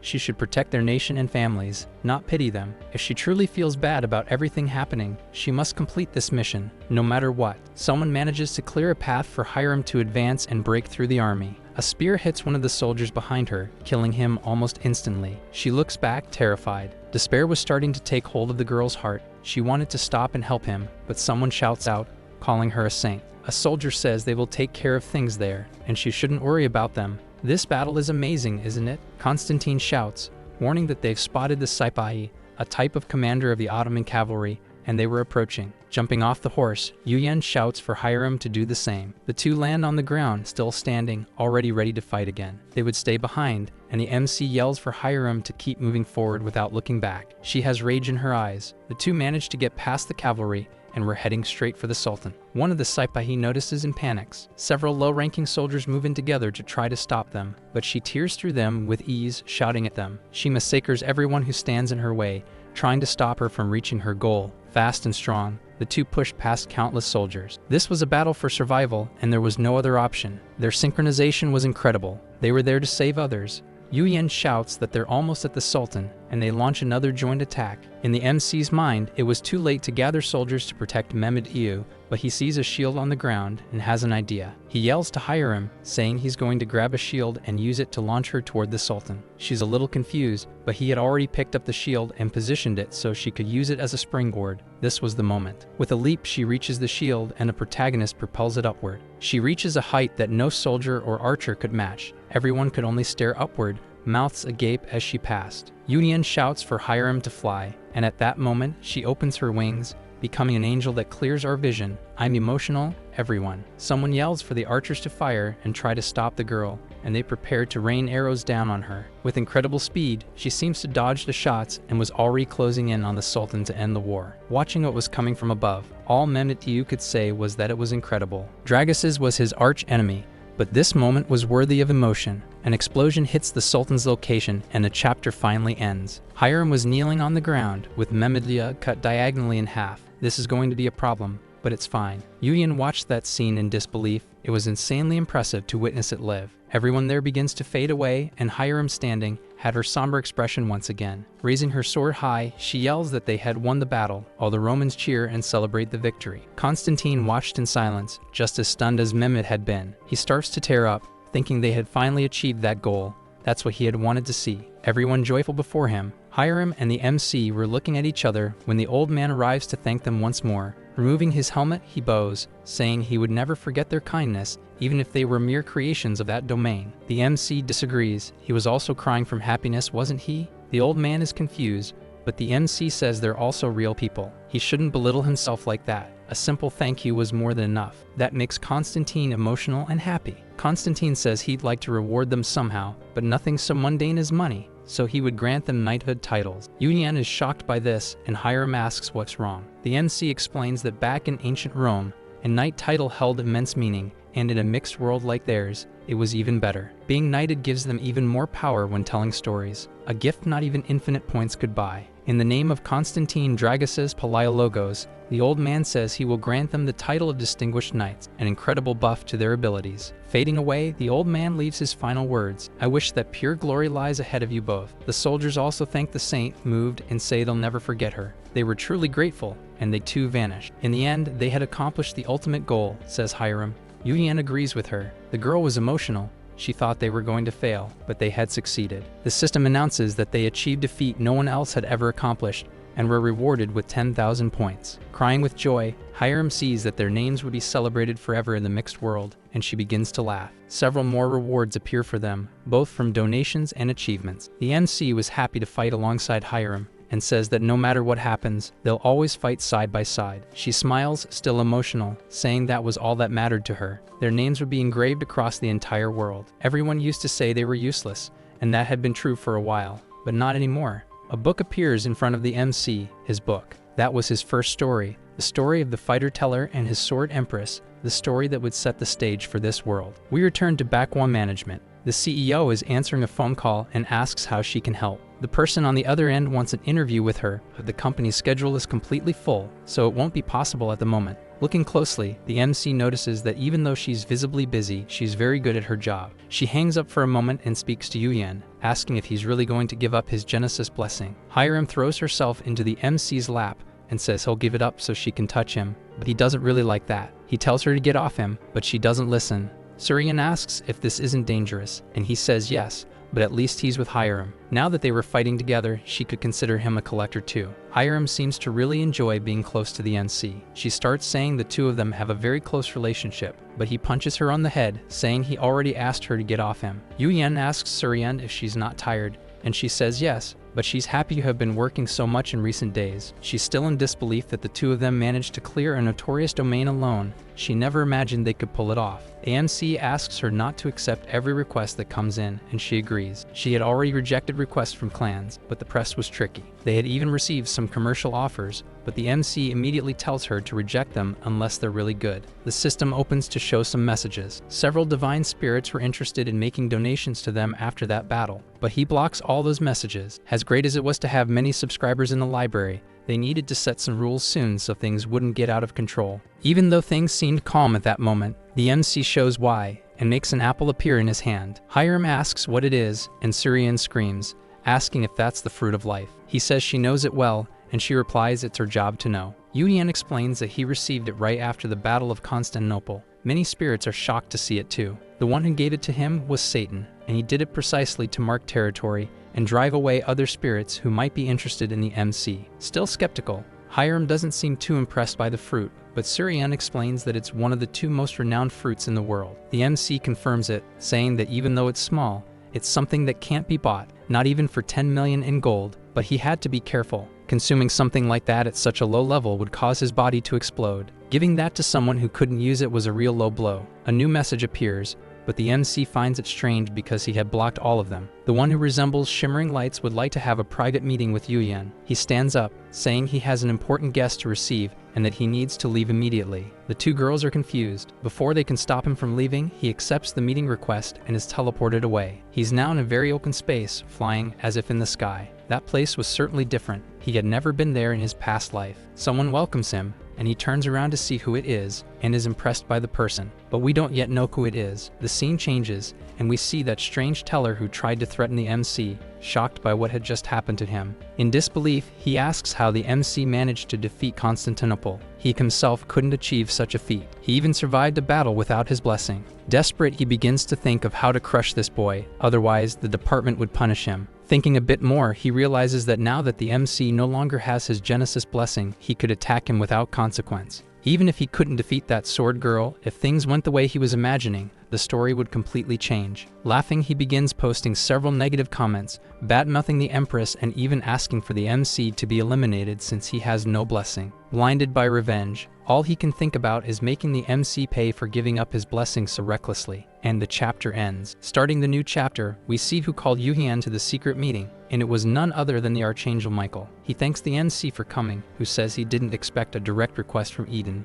but had no issue showing up. Conjuring a table and chairs, Michael asks the protagonist to sit, and he's impressed by the display of power. Michael asks if he's not amazed, and the MC replies by asking how he couldn't be. He was someone important who wanted to meet him. The Archangel says he seems a bit too calm, but quickly changes the subject and says he called him there to verify some rumors he'd heard. Calmly, he asks the MC if anything comes to mind when he mentions the rumors, and Yuhyun seems to know exactly what it's about. He responds that Michael must be referring to the gift he received from Satan. The two had always been arch enemies, and the MC knew that. Reassuring the Archangel, he makes it clear that he is not affiliated with Pandemonium, which makes Michael say that's great news. Yuhyun continues, saying he didn't think Eden would even notice his library, but Michael says only fools are swayed by rumors alone. After checking things properly, he says he realizes the MC really has no ties to Pandemonium, but there was something else. He asks if it's true that he and Satan knew each other quite well. The MC wonders if Michael is trying to gauge the level of their relationship. Yuhyun then explains how they met,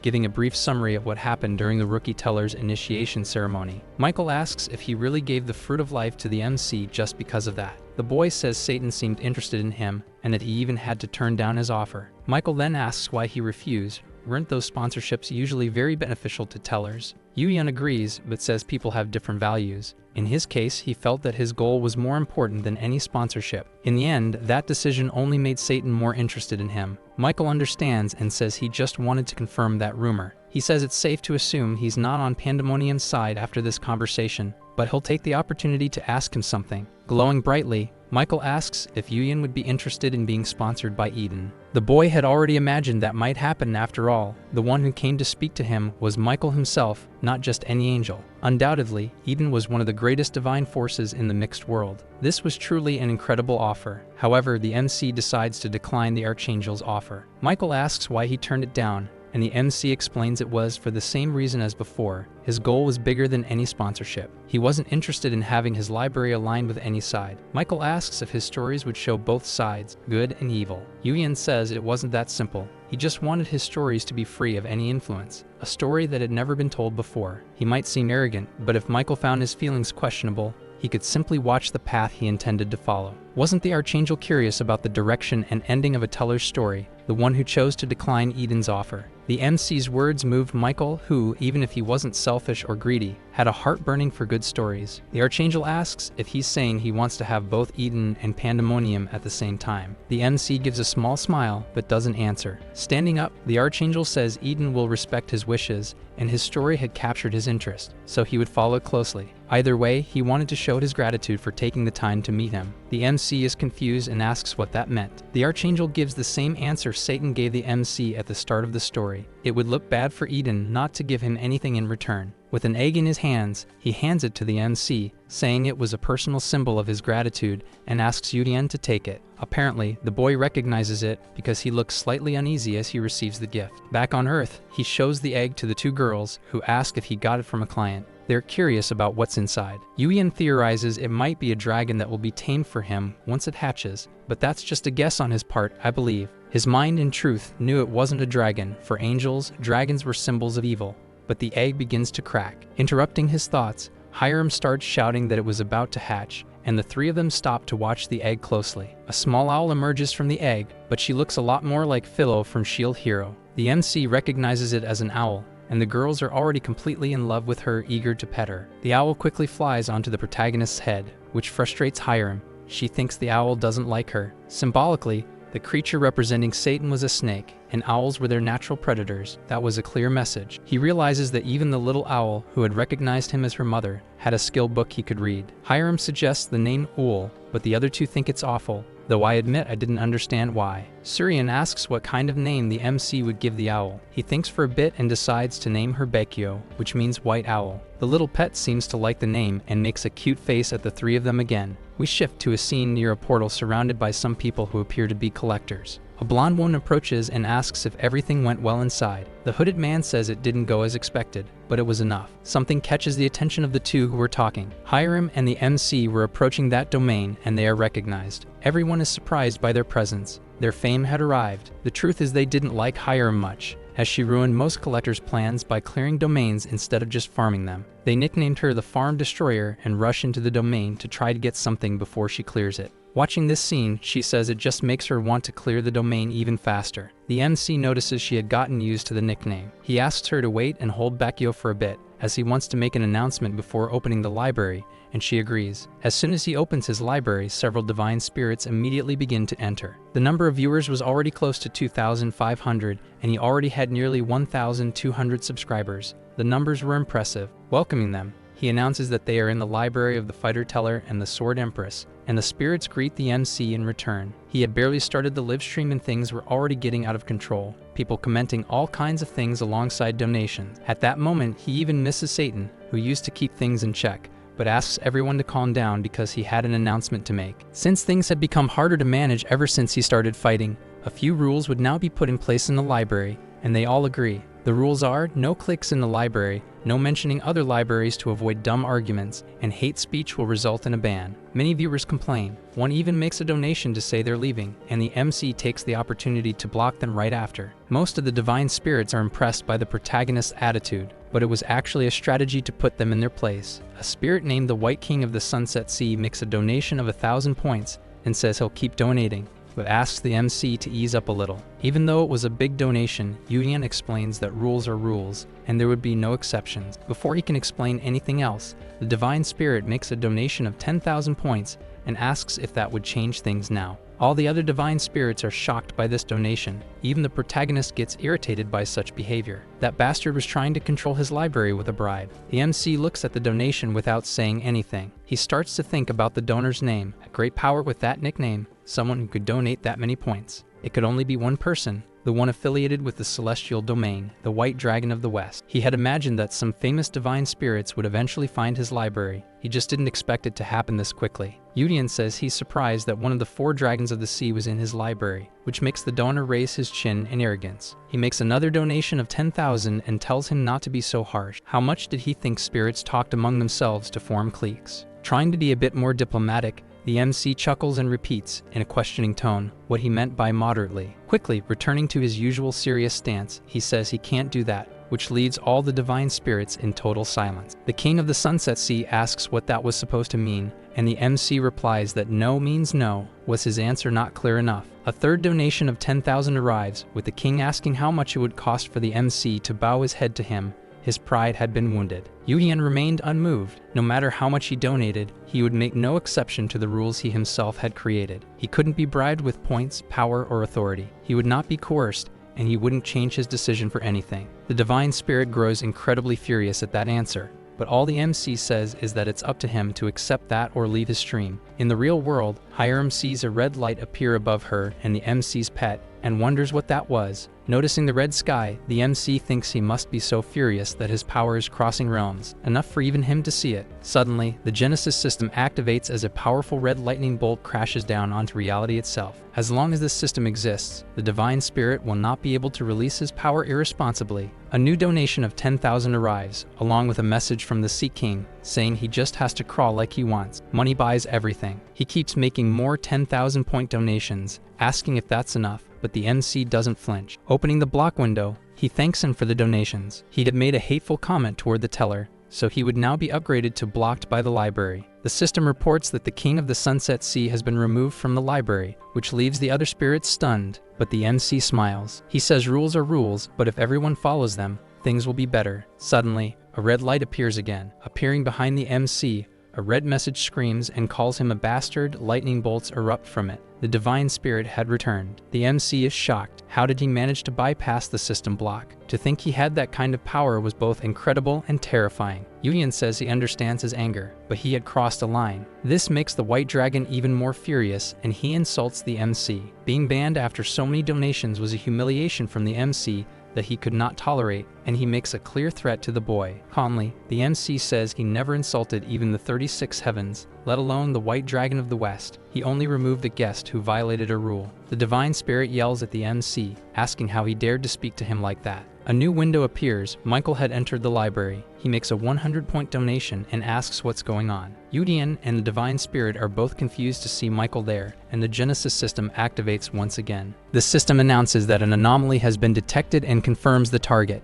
the white dragon, for using an excessive amount of power. According to the system's rules, a standard procedure will be initiated. A bolt of lightning strikes the divine spirit's window, making him scream in pain. This amazes the MC. The system was able to subdue even one of the most powerful divine spirits in the mixed world. Finally, the King of the Sunset Sea is forcibly expelled from Yuyan's library, and the system window vanishes. Despite the commotion that had just happened, the MC says following the rules will prevent incidents, but anyone with complaints may speak now. None of them dares go against the library's rules, and some were still watching Michael silently. The angel had an effect on them. Calling out to Hyram, he says that since there are no more complaints, they can proceed as usual, and tells her they'll be clearing another domain today. Clearing another domain like Constantinople would be too much, so today they'll do something easier, which leaves the spirits a bit disappointed. He tells them not to act that way. They're not entering a mental domain just to mess around, and everyone is happy to see Hyram. Once ready, they enter a forest called Theodolent Wetlands. That place certainly looked very different from what they were used to clearing,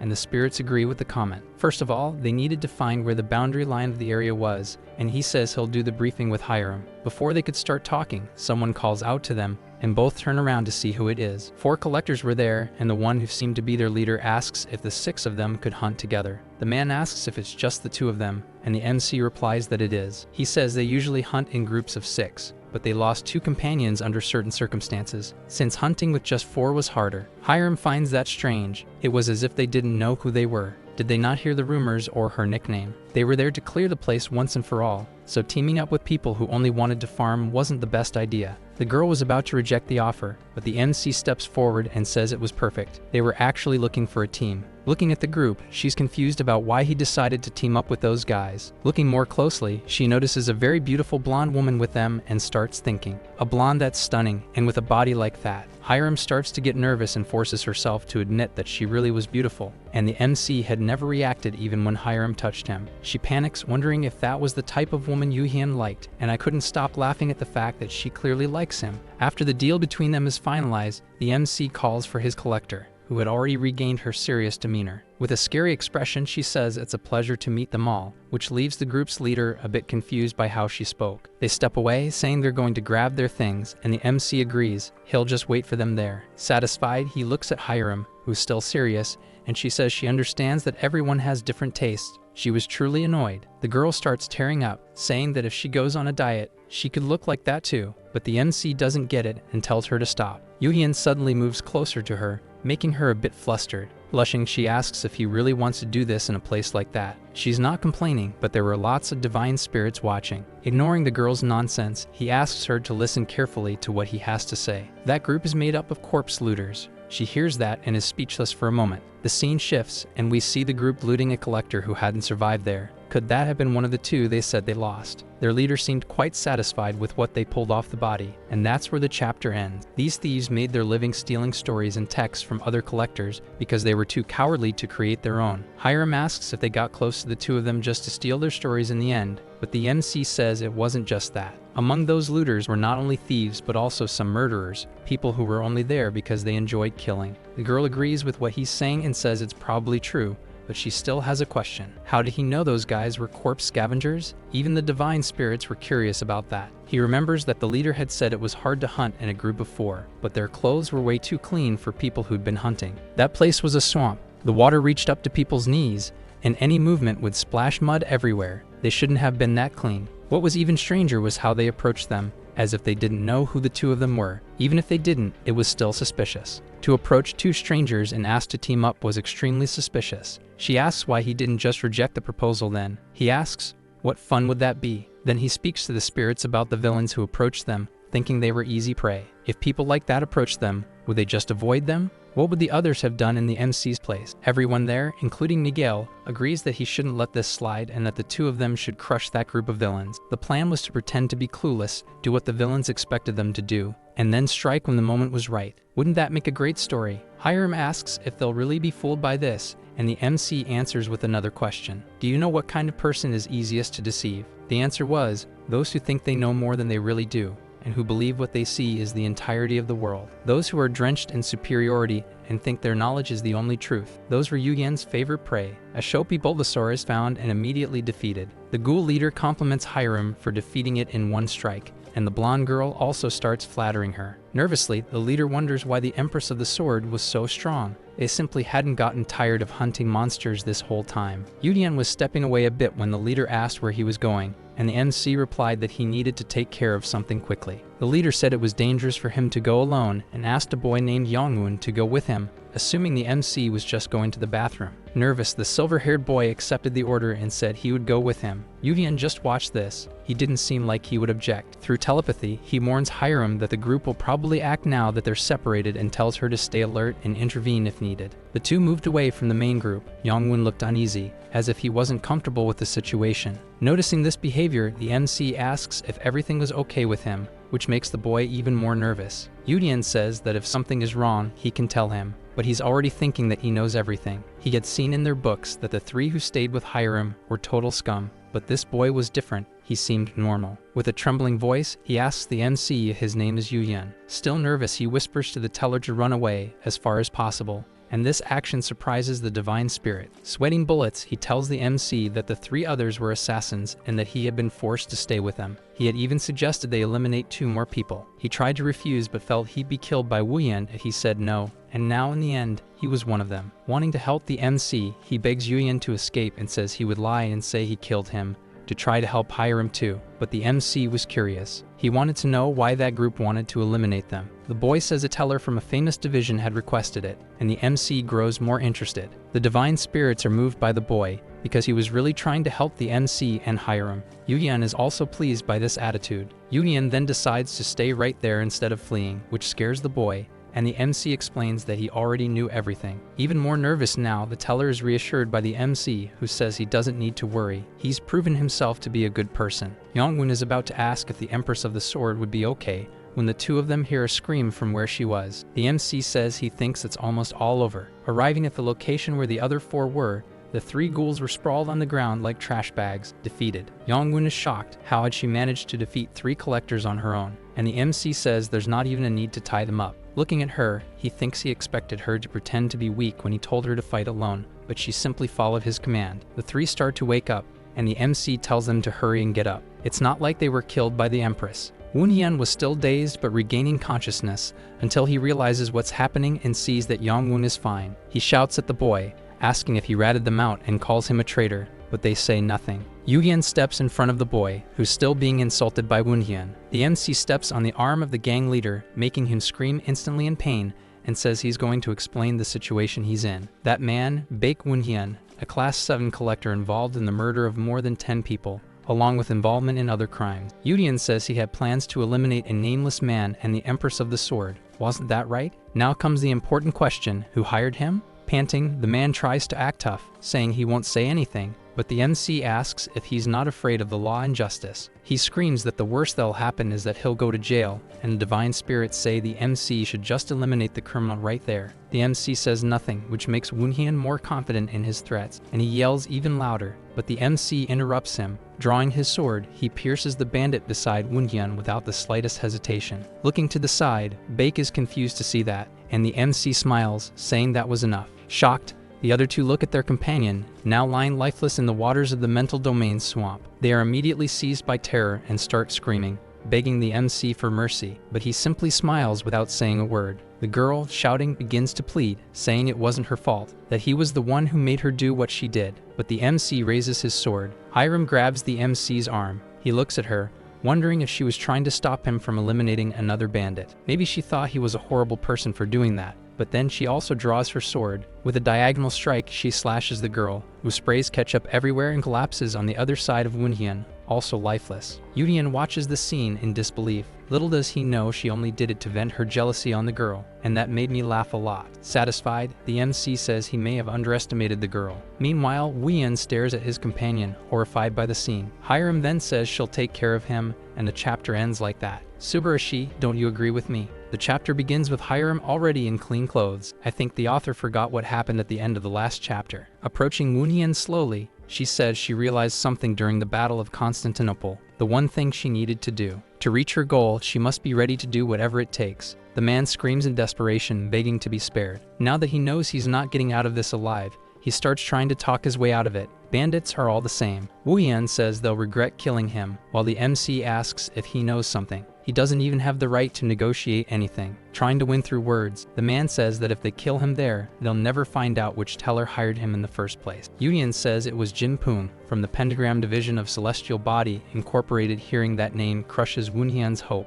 Desperate, the man asks how he knew, and the MC then asks if he really thought he didn't know about the secret deal between them. Turning his back on the scene, Yoon says he'll leave the rest to Hyram, and she finally ends up covered in ketchup again. He screams even more in desperation, begging her not to come near him, and also cries out for someone to help him. Woonhyun screams for Yongwon in desperation, begging him for help, but the boy was also shaken by what he was witnessing. Unwavering, Hyram stood before the bastard who tried to harm her and her future beloved. Yes, I'm already rooting for them to be together. Tears start to fall from Woonhyun's face. He already knew there was no turning back. His final glimpse was of the MC's back, and when he looked at him, his face wore a grotesque, psychopathic smile. Then finally, with just a single swing of the sword, his head is separated from his body. Yoon was satisfied. Watching the downfall of those who thought they knew everything and looked down on others was deeply satisfying. He knew this might be a distorted form of justice, but it was an unavoidable aspect of his human nature, an unremovable mark left after enduring that terrible first world. It might even seem a little strange,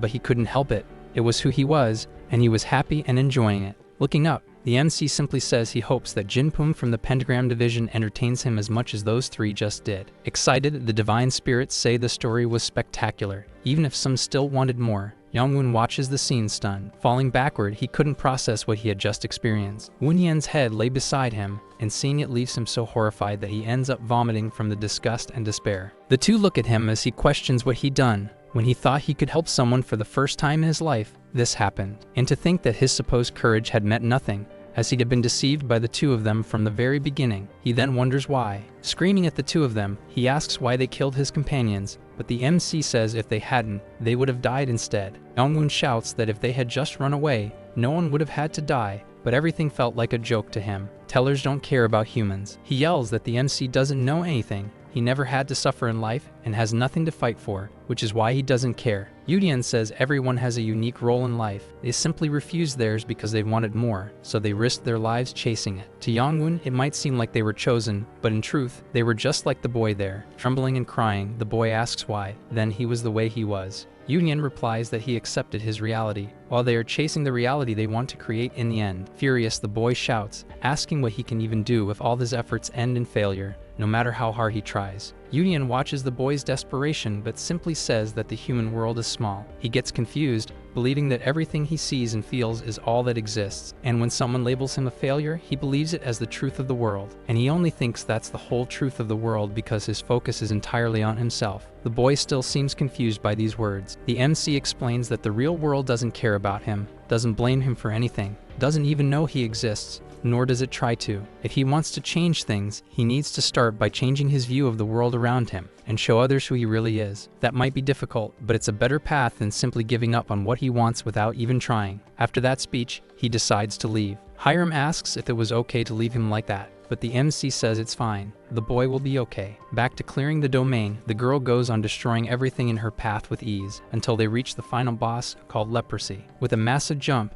Hyram puts herself out of reach of the plant monster, and with a strike of her sword, she finishes it off. That was way too easy. They earn several different rewards for clearing this domain and the story of the weed puller, along with the boss's resin. The domain begins to fade, and something catches the girl's attention. She finds it interesting that all the grime from the domain vanish after beating the boss, and he explains that everything disappears except the wounds and rewards. After the MC's explanation, she wants to talk about another subject, saying he's been lost in thought since earlier. The MC keeps thinking that he used to believe people couldn't change, but seeing that boy's book change color shifted his perspective. Maybe there really were some people who could change their own fate. He tells her it's nothing and says it's time to go. Returning to reality, they're met by several collectors crying because they couldn't enter the domain before them. The divine spirits were amused by the collectors' despair as they cried, wanting compensation for their loss. Unbothered by them, the MC says he already got everything he wanted from there and calls Hyram to leave. Back at Surian's company, Hyram starts to relax, saying she's tired, while the other girl asks how work was today. Hyram says there was nothing special, but they received several rewards for fully clearing the area. Curious, the MC asks the girl to show him her status window, and she agrees immediately. Analyzing the data, he looks a bit frustrated, and noticing his expression, she asks if something's wrong, and he says everything there was too vague. It was as if all her abilities were overly simplified, even though she was growing at a rapid pace. The girl agrees it is strange, but he says it's very problematic, because it leaves them in the dark about her true potential. In the MC's past life, the status metrics for all collectors were much more detailed, unlike now. He asks the girl if she worked hard to grow, and upon checking her status, saw that, how would she feel? She answers, desperate. That was the problem. It was as if this was intentional, to demotivate collectors using unclear metrics. There was someone behind this. Until then, the MC thought the apocalypse was caused by collectors who got lazy, but the real cause might go deeper than that. It was too early to suspect anything, but if his theory that someone might be behind this turned out true, things would get interesting. Yuyan begins to laugh quietly, but Hyram hears it and grows concerned. The MC reassures her, saying it's nothing, but he's thinking that those in the shadows trying to control everything might come after him. That way, he'll be able to truly enjoy it when he brings them all down. Surian had stepped out for a moment, but she was already returning to the company. Hyram asks where she had gone, and she replies that she went to a meeting with the magazines and says she'll be doing an interview soon. The girl panics, and Surian explains that it was time for her to start exposing herself to the world. Collectors are like celebrities, explains the MC, and these things are part of life. For her to get known, an interview is a great idea. Hyram is annoying and doesn't want to take part in interviews, but the MC says the money will come in like water pouring down a waterfall if she does it. She immediately changes her attitude and asks how much she'd get. Yuyan says a few $100,000 would be little, and she agrees to everything. Changing the subject a bit, Surian asks what the boy was doing, and he says he's working on a weapon. Hyram finds that strange since it was just an old cheap sword from the system shop, and the MC agrees with that. He asks her to open her system window and check the sword's information, and she says it was an ancient sword of some Salio. Was that supposed to be good? The MC explains that this name is relatively famous in the mixed world, an empire known for its magical engineering that made history. That sword was an ancient relic from this Salio empire. The MC knew that, but the current world he was in didn't yet have that knowledge. This was a hidden item that couldn't even be found within the domains of the mind. Yuyan tells Hyram that she needs to start training her main attack skill, which leaves the girl confused. Pointing at her, the MC explains that she will soon become a mid-class collector and needs a skill that matches her physique. It turns out she had skipped the process most collectors take years of suffering to develop, doing so at an impressive speed. That was why she needed to develop a technique worthy of a mid or high-level story. Hyram asks if those stories aren't too expensive, and the boy replies that there's a way to get them almost for free. He asks her to open her shop and search for a low-level story called Thunder Steps. She finds it, and we see it costs 100 points. Next was the internal skill Thunder Berserker in the mid-level stories, and finally, Storm Fury in the low-level stories. Hyram was supposed to buy those 3 stories, but Surian asks if those weren't known for being trashed. No one could handle the speed granted by Thunder Steps. The Thunder Berserker skill was so strong it made the user's body contort all the time. And finally, in the case of Thunder Fury, it was an extremely useless sword skill. These 3 skills together were known as the 3 useless brothers. That leaves Hyram shocked. Was it really safe to learn them? Yuyan asks the girl if she doesn't trust him, and she instantly decides to buy them because she's in love with him and obeys him unconditionally. After acquiring the skills, she asks if she should learn them all at once, and then inserts them into her body. Lightning begins to surge from the girl's body, startling Surian, while the MC immediately steps in front of her. He places the sword between the lightning that was emanating from Hyram's body, and the sword begins to change its blade. Surian is scared by that transformation, and we see that it became a completely different sword, even impressing the MC. Surprised, the girl asks if that was the sword's original form, and Yuyan hands it to her, telling her to be careful with the lightning. Looking at the blade, he thinks he knew it was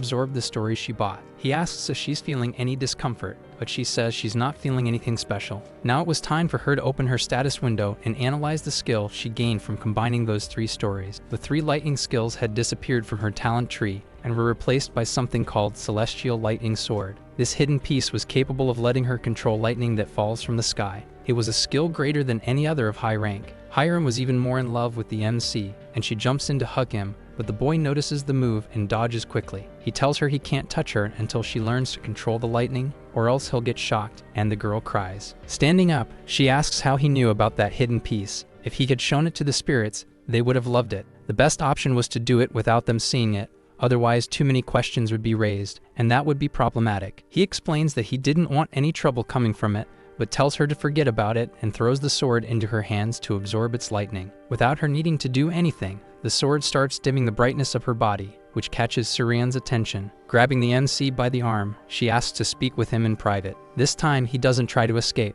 What a rascal. Annoyed, she asks if he used Hyram as a battery to create the sword, and he says that in the end it worked, and it was all to help her. He's curious since she seems so concerned about Hyram, and she, trembling, says she's worried something might go wrong. If anything happens to her, her office could be reduced to ashes, so really she's just worried about the money. Still irritated, she tells the MC to inform her in advance if he ever plans to do something like that again. And that makes Yudian remember that this girl wasn't normal either. A message arrives in his system, and it surprises the MC. The sender was the old man from the association saying he had found Duun. The MC quickly says he needs to leave and tells Hyram not to move away from the sword because he had something to settle right then. Running to the association, Yudian starts wondering why he's going there in the first place. He had no reason to get involved with that guy, but why was he so focused on him? Would he get angry when he saw him? It's possible he might not feel anything at all in the end. Either way, he wanted to try meeting him at least once, and arriving at the location, he says he wants to speak with Jonmo.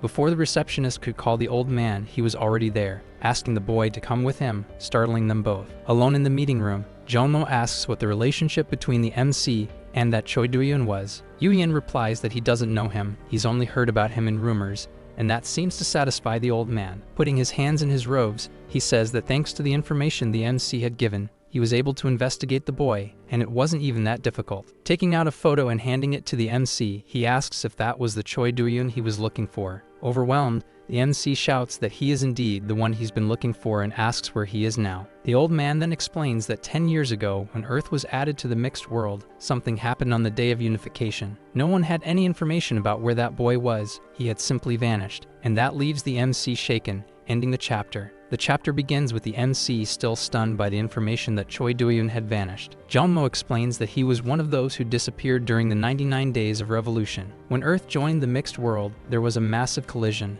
Every barrier of reality collapsed and stories became real. That day became known as the Day of Unification. Does that mean Earth was forcibly added to a syndicate? Many people vanished from the face of the earth that day, and to this day, no one knows what caused these disappearances. It was all a mystery. It was known that they had gone to some other dimension, especially since a few managed to return, but only as corpses. Those who returned alive from that other dimension came back as monsters. In the future, some of the missing would return whole and be known as returnees from another world, but that wasn't the case yet. Looking at the photo, the MC thinks that Choi Duun's disappearance was truly a surprise. Maybe it had happened in his previous life. The power and judgment he displayed during the end of the world had been shaped by his adherence to the rules of the other world. Interrupting his thoughts, the old man tells the MC that Duun has a mother, which confuses the boy. He explains that she's been looking for him since the day of his disappearance, and now she wants to meet the MC. Yoonyeon is even more surprised, and the old man asks if the boy is interested in meeting the woman. It was understandable that she would want to meet the MC, considering he might be the only clue about her son after years of searching. Standing up, he says he'll meet her later and asks for the old man's help again if needed, and the man replies that if it's him, anytime. Holding the photo more tightly, he wonders if his own parents were still alive in that reality, but he was afraid to know. If he existed in this world, what would have happened to his past self? Could there be another Kang Yuyan in this world? If that were the case, could he still call his parents parents? How would they feel seeing a teller in human form? And what if they thought the MC was an imposter? Someone shouts his name, pulling him back to reality. Hyram was standing in front of him, holding the sword. He asks what she was doing there, and blushing, she says she followed him because he looked troubled when he left, and she got worried about him. He apologizes for leaving her like that but says he's fine. It wasn't anything serious like she had thought. She says he really does look fine now. The girl invites him back to the office, and he looks confused. Curious, she asks if he still had something to do, but the MC doesn't answer right away. He had decided to become the main character of his story in this life, and the biggest influence on that decision came from his parents. So even if they didn't accept him as family, there was no reason for the MC to be afraid or run away from his goal. Yuhyun says yes, and asks if she would like to go with him. The girl gets extremely excited and asks where they're going. Smiling, the MC says they're going to meet his saviors because regardless of everything, they were still his parents. On the bus, Hyram says the MC is really interesting, a teller who doesn't mingle with others and has a mysterious past. Yuhyun says she's wrong, but she doesn't believe him and says one day he'll tell her his story.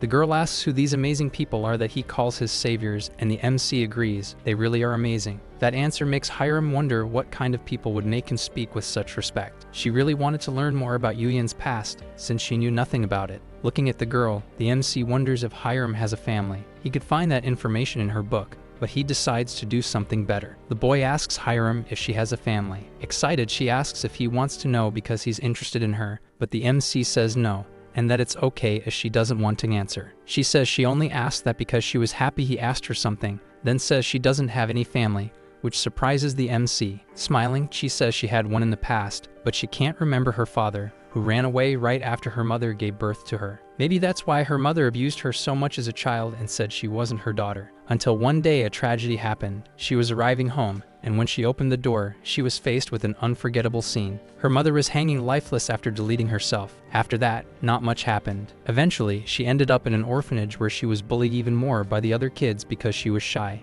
The MC was shocked. She was about to say it was okay now, since her life was different because of him, but he suddenly shouts her name. Smiling, she asks what it is, but he ends up saying it's nothing and comments that her life was very hard too. The girl says she doesn't care about that. Thanks to him, she found what she wants to do with her life and no longer lives like a failure. Looking at her up close, she seemed on the verge of breaking inside. The Sword Empress he knew wasn't like this. But the truth is that he never had the chance to know the Sword Empress from the past. He didn't need to compare the two. Even if her mind was about to break, depending on his actions, the girl had the potential to completely change her life. He tells her that it's okay, because he will never abandon or leave her. Blushing, she smiles and says she'll never do that either. These two are so cute, I admit. Finally, the two arrive at the bus stop where they were supposed to get off. The MC's face was pale from being there. He starts recognizing all the places he used to go as a child. Everything looked just like it did before. The only thing that was different there was him. There was a playground where he used to skip class, and his mom always found him there when he did that. Someone shouts at another person named Kang Yura,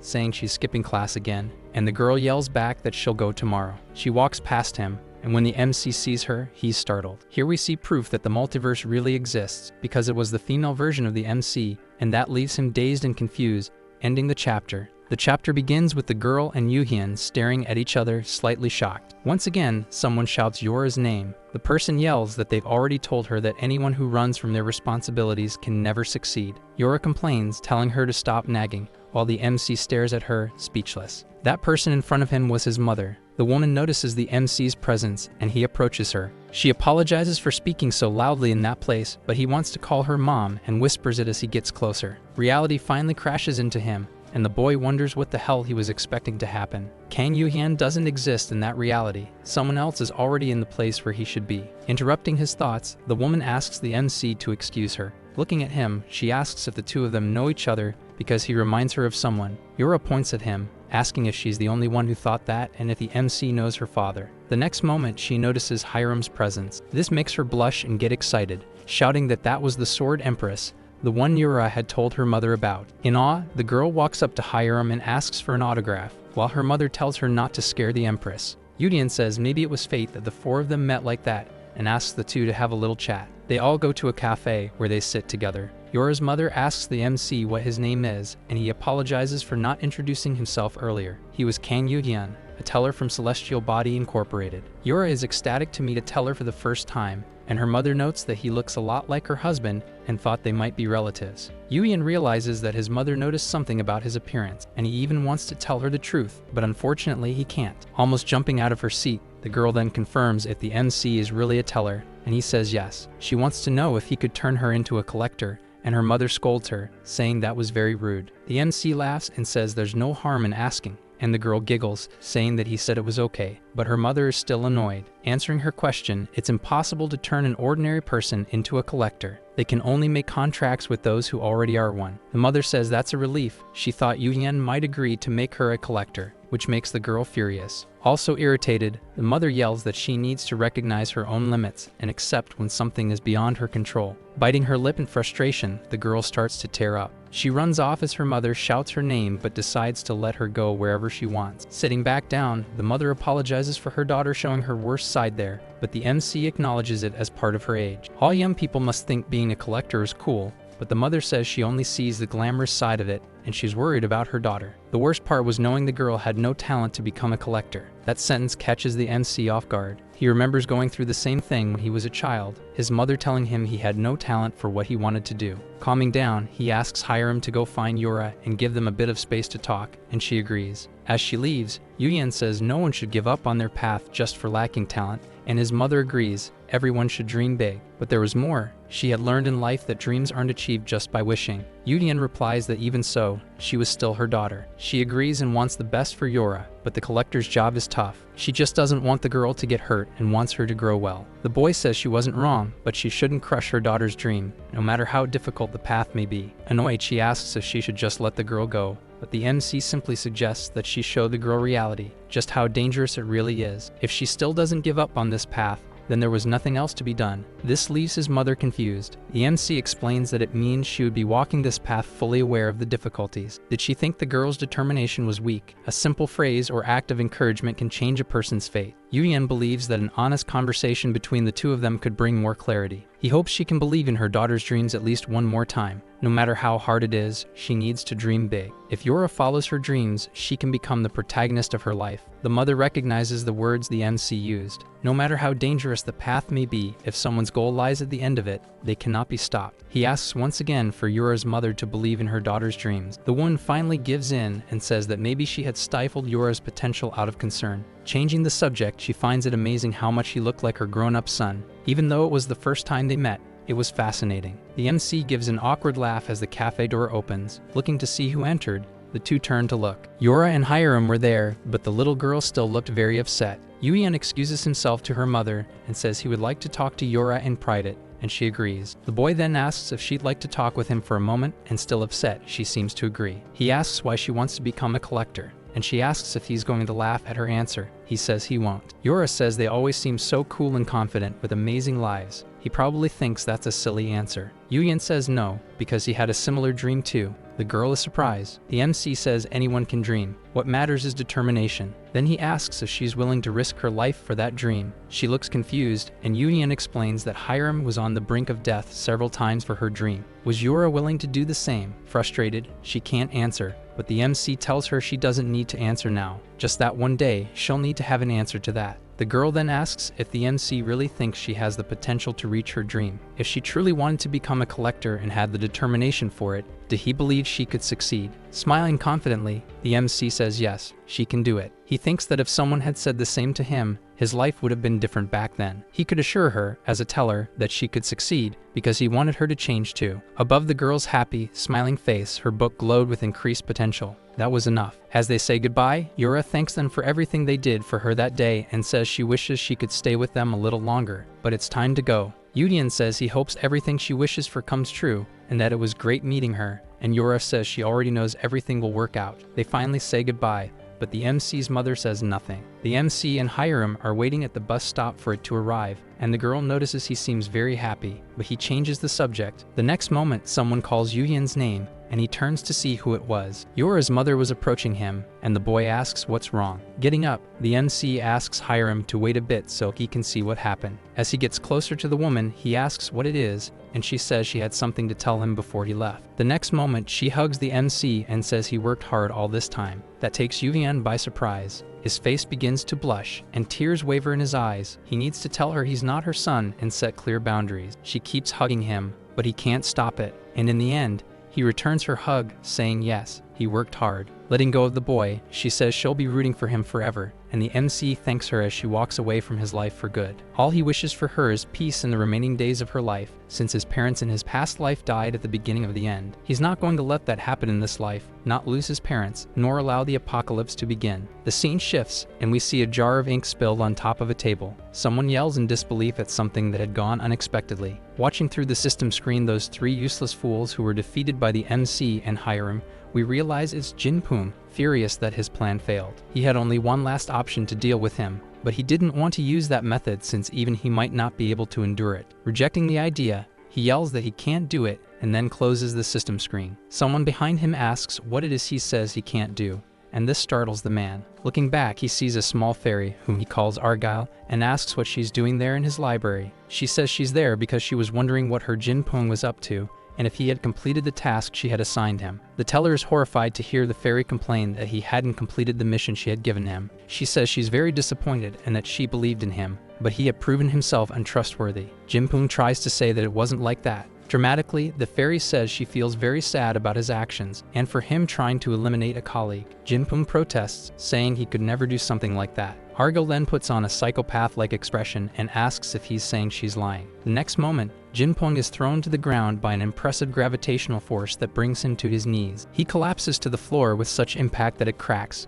and he asks how she's doing that to him inside his own library. The fairy explains that when he was hired by the department, he gave up control over the library and could only regain it once he became a senior. Until that day comes, he has no control over his workplace, which means he could die right there, in the supposedly safest place possible. Releasing him, Argyle says she's a very generous senior and will give him one more chance to deal with Kang Yuyan. This time, in fact, he'll even receive a special service and support with points. Stammering, Jinpung asks if she really wants him to do that. Argyle nods and says she wants him to promote a story battle, a wager between tellers using their libraries as stakes. Nervously, Jinpung says that a battle against the Sword Empress would be impossible, but the fairy says he'll receive a collector worthy of the challenge. There was a collector in the department who was being secretly strengthened and wasn't yet known to the public. The divine spirits would be thrilled to see a collector capable of defeating the Sword Empress, and that gives Jinpung hope. Back at Suryan's company, we see a table filled with cotton swabs and other materials. The MC was making modifications to the sword, which had been charged thanks to Hyram, as that sword had yet to reveal its full potential. He begins engraving some mana circuits onto the blade. The sword begins to shine and emit a great deal of energy, transforming it from an ancient relic into a powerful piece of magical engineering. In addition to earning 100,000 points for accomplishing this, he also received the story of the engraver. This was the true form of the ancient relic of Salio. Numerous extremely powerful stats are displayed on the sword, so many that I won't even list them here. Even so, the sword still had other abilities that were locked, and the MC couldn't see them yet. Something in the description catches his attention. The sword had a massive ego, which leaves him very confused. The weapon begins trembling in his hand, and the sword screams that it was finally free, startling the MC and his pet. Looking down, we see a small head with a book on top, and the MC is just as shocked as I am to see this thing. That sword wasn't just talkative, it had its own personality. It reminded me of the manhwa about the boy who hears the voices of swords. She asks who her master is, and the MC introduces himself as Yugyeon. The girl is startled to see that he's a teller and asks if he's going to sell her. The boy explains that he intends to use the sword instead of selling it, which makes the little girl very curious. The MC changes the subject and asks her name. With a very cute face, she says she spent so long sleeping that she ended up forgetting her name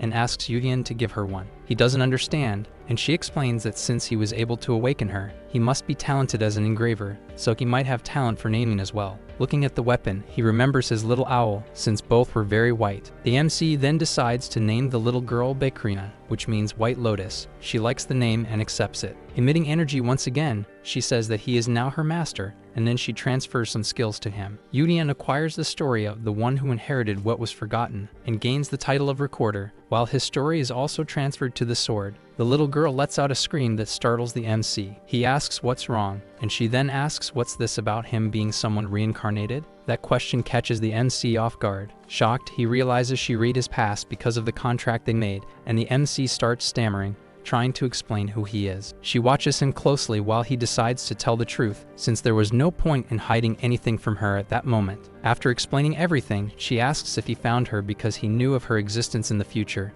and he says yes, but no one knew she had an ego. The girl then explains that because he had the recorder ability, he was able to fully awaken her, while the other owner could not. In any case, she was excited to know that her master was a teller, because she was curious about the stories they tell. Smiling, the MC says that from now on, she'll see many of those stories, and he extends his finger to greet her and seal their friendship. The scene shifts, and we're in a wide open green field. Only the MC and Hyram are there, and the boy asks if she's ready. She confirms. He opens his library and several people enter immediately, reaching a total of 2,163 viewers. Yuyan greets the divine spirits and says that after a few days of rest, they could return with a new routine of live streams. This makes the spirits very curious, but the MC says he'll show them little by little, and asks for their patience. First of all, he was going to explain what kind of story they were going to tell that day. Before he could continue his explanation, someone says his name, catching his attention. Turning around, he wants to know who called him, interrupting his broadcast. Jinpeng was there, saying he had a request to make. He wanted a storytelling battle against the MC. This challenge call sends the divine spirits into a frenzy, intrigued by the completely unexpected event. The White Lotus appears asking what that was, and he explains that it's a battle between the stories of the tellers from Celestial Body. Noticing her presence, he asks if it's okay for her to appear in front of everyone, but she says only the MC can see and hear her. In any case, he explains that these battles focus on the collector's skills, and the winner gains the rights to the loser's library. That second part makes the sword nervous. It was way too dangerous. And Jinpeng asks why the MC doesn't accept the challenge. Was he scared? The MC hints that he could accept, but in the end says he won't, and laughs in the other teller's face. The divine spirits are disappointed, and Jinpeng is furious with the refusal, but the MC stands firm in his decision. He had the right to refuse. The sword asks if it was okay to turn it down, but the MC simply doesn't care. Others accept it out of pride, but not him. Jinpeng scolds the MC for not accepting the challenge and asks if he has no honor, but Yuyan says he's not the one to talk. It was obvious to the boy that he had planned to issue the challenge right as he opened his library. This was just an intimidation tactic. He thought Yuyan would be too embarrassed to decline in front of his viewers, which angers the spirits due to the teller's arrogance. Even Jinpeng's own subscribers were unhappy with his behavior. They even wanted to file a complaint about him in his department. Trying to calm things down, Yuyan says there's no need for scandal, and pretends to be worried about him like he's a newbie. The boy knows he can't treat him too coldly, since it could hurt his library. Meanwhile, the spirits say they want the battle. Multiple donations start pouring in for both of them, as everyone gets excited to see this storytelling duel, and the MC notices this behavior. Approaching the teller, he says he has a condition, to which Jinpeng asks what it is. Yuyan says that the winner will gain everything the loser owns, including the right to their life. Jinpeng is startled by this, but soon after believes the MC willingly walked into his trap. The boy says it's a great offer for them both, and laughing, the other teller accepts the proposal. Confident, he says it was the MC who suggested it, so he couldn't take back his words in the end, and thus, the deadly battle was set. All of this made the little fairy very intrigued and excited. She had already been curious about the MC for becoming famous so quickly, but he was proving to be far better than she expected. Seeing him refuse to conform to the environment and openly ignore it, letting that slide would be terrible for her department. In any case, it was fine. Now that he had become such a coveted prey, the fairy could simply devour him. The scene changes and we see Hyram looking worried, asking if the MC will be alright. He replies that he's only doing this because he knows everything will be fine, and it's also a chance to show off his sword's power. Yuyan asks if she's worried about him. She hesitates a little, and the boy reassures her. Some divine spirits were also questioning his actions, especially for making such a risky bet. The White Lotus complains that they don't even know what they're going to do on the other side. He's simply insane for going against an entire department alone. The MC explains that, as he's said before, the easiest people to fool are those who think they understand the entirety of reality. She asks what that has to do with anything, and he says it's the same case. Everyone in that department behaves arrogantly. Hyram asks if he made that bet on purpose, and the MC says yes. He had a method to defeat all of them at once. The sword calls him a psychopath, and he thanks her for the compliment, but she calls him crazy for thinking that was a compliment. Startling the protagonist, the system pops up, announcing that only 5 minutes remain until the storytelling battle begins. The MC then picks up his little owl and thanks it for its services, tossing it out the window. The little creature flies off. Determined, Hyram asks if they can go now, because she wants to see the stadium before fighting. But the MC has something to discuss with her first. He wants to ask her something, and she looks at him, curious about what it might be. Jinpeng was confident in his victory. Even knowing that the opponent was the Sword Empress, they were far too arrogant. Not even she would be able to defeat the collector he had received for that special occasion. And to think the department would assign someone that powerful to him, it made him excited. To him, it was obvious that the department recognized his abilities, otherwise, they would have never given him someone that strong. With only 1 minute left before the battle began, the teller calls the collector to go. He seems a bit lazy, but obeys Jinpung. The time has come. Both teams enter the arena, and cheers erupt throughout the stadium. The audience was thrilled. If you look closely, they all seem like test dummies. The author must have been too lazy to finish their designs. Jinpung orders him to go into battle, but the boy says not to keep bossing him around. He was going to do it anyway, and that was annoying. This irritates the teller, but he tries to stay calm because it was necessary to win the battle against the MC. The collector starts talking about how his opponent is the Sword Empress and how excited he is. He wonders what it will feel like to slice her. Shouting, Jinpung warns that she's approaching, and we see a silhouette appear in front of his collector. The teller's expression is far from satisfied. He looks shocked, and that look alone tells us what happened. This also seems to catch the fairy by surprise as she looks at the system screen and lets out a sigh. The collector looks at his opponent and asks what happened. Standing before them was the MC with his sword sheathed, and he gives a confident smile. The two were standing in a Dragon Ball Z-style battle arena, with Jinpung outside like a boxing coach. They were facing off, not making any sudden moves before the fight began. The test dummies were watching. Some seemed frustrated with what they were seeing. Could they be divine spirits? The next image answers that question. They're avatars of divine spirits, and the one speaking is Satan himself. Impressed, Jinpung's collector asks if a teller is allowed to do that, fight in the collector's place, and he replies that there are no rules against it. In the end, it didn't matter to him. Even if the MC surprised him,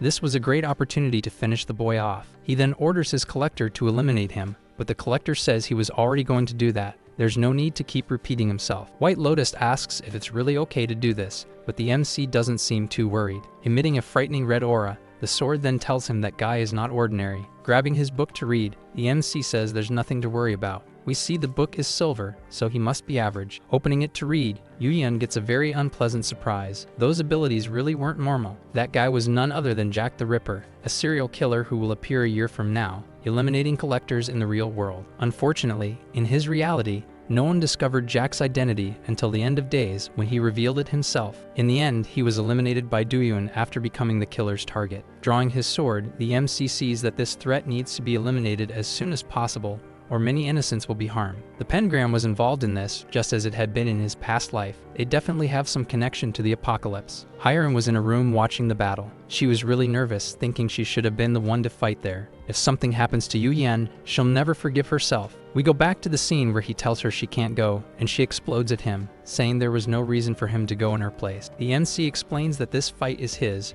She doesn't need to be involved, but she protests that she's his collector, so she should fight. Yuyan says that if he were a regular teller, then yes, it would be her who should fight. That doesn't satisfy the girl. The protagonist notices this and says he understands her concern, but she doesn't believe in his potential, even though he's grateful for her worry. She's only worried because she thinks he's going to lose. Nervously, she admits to herself that it's true. Yuyan believes in her, but she can't believe in him. Suddenly, the boy puts his hand on her head, catching her by surprise as he tells her not to worry. He says he's not as weak as she thinks, but she's blushing too much to think clearly. Confident, he says he's going to prove to her that she's anxious over nothing and prove those who laughed at him were wrong. Back in the present, she admits she's still nervous, but that she will believe in her teller. The battle is finally about to begin. The scenery changes completely. Several old buildings appear around the MC, and we see they copied Shumatsu no Valkyrie. He was in an area similar to the Whitechapel district in London. White Lotus calls the MC's attention, asking him to look ahead. Jack had disappeared the very next moment. He had been right in front of them,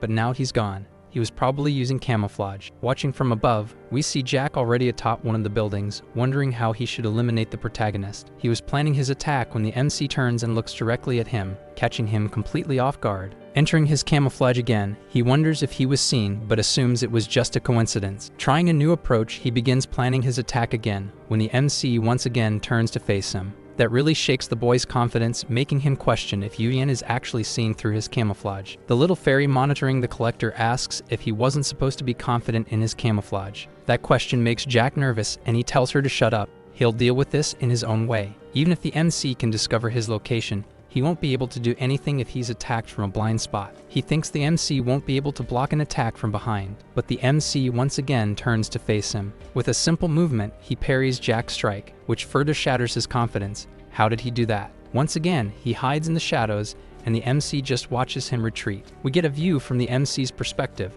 and understand why he can see Jack. His book was glowing above his head. White Lotus asks how he can see the boy, and Yuyan simply says he has his ways. Realizing the boy knows the MC can see through his camouflage, she asks what he'll do now. He replies that he's going to act. With a leap, he charges toward the Ripper, who now has a terrified expression. The boy blocks the protagonist's strike, but he's not happy at all about being seen. This completely shattered his expectations. Frightened, Jack shouts, asking how the MC found him. The MC scoffs that all he can do is hide. This offends the collector, who yells that that's not his only ability. Disappearing from in front of the protagonist, he reappears right behind him, ready to land his final blow. Hyram screams in desperation as the dagger nears his back, and the collector shouts for the MC to go to hell, but he dodges easily. The two lock eyes for a mere second, while the MC smiles. In the next instant, Jack had already distanced himself from him, and Yuyan asks if he's finished. Raising his sword and even more confident in his skill, the MC says it's now his turn. Up in the stands, we see the MC's owl flying closer to the divine spirits. It lands on a wall and listens to the spectators' comments. Despite being impressed by the MC, they still underestimate him. A magic circle appears beside the owl as it carefully observes the spirits. The MC is able to hear their conversations through his pet, and hears the spectators still belittling his abilities. He tests out this skill from Baekyo, and it turns out to be an impressive ability, nothing less than expected from that gift. In any case, it's clear that the divine spirits still believe he's weak compared to the other collector, and that excites him. This was the perfect opportunity to show them that things were completely different from what they thought, and he leaps into the attack. Getting ready, Jack tries to figure out from which side the sword will come, left or right, so he can parry it. Something suddenly catches his attention before he can even think. He dodges one of the MC's strikes, but it wasn't a sword in his hands. Just a second ago, he had a sword, but now he was holding a spear. When did he change weapons? Several blows are delivered by the MC, but Jack manages to dodge them all. He had been scratched, but he still had the ability to overpower the protagonist, even with his change in stance. Not long after, he already manages to analyze the attack pattern and range of the weapon. It was time to take that fight seriously. Yuyan jumps backward with the spear, ready to strike Jack from above, but Jack figures it won't reach. Jack yells, calling the MC an idiot.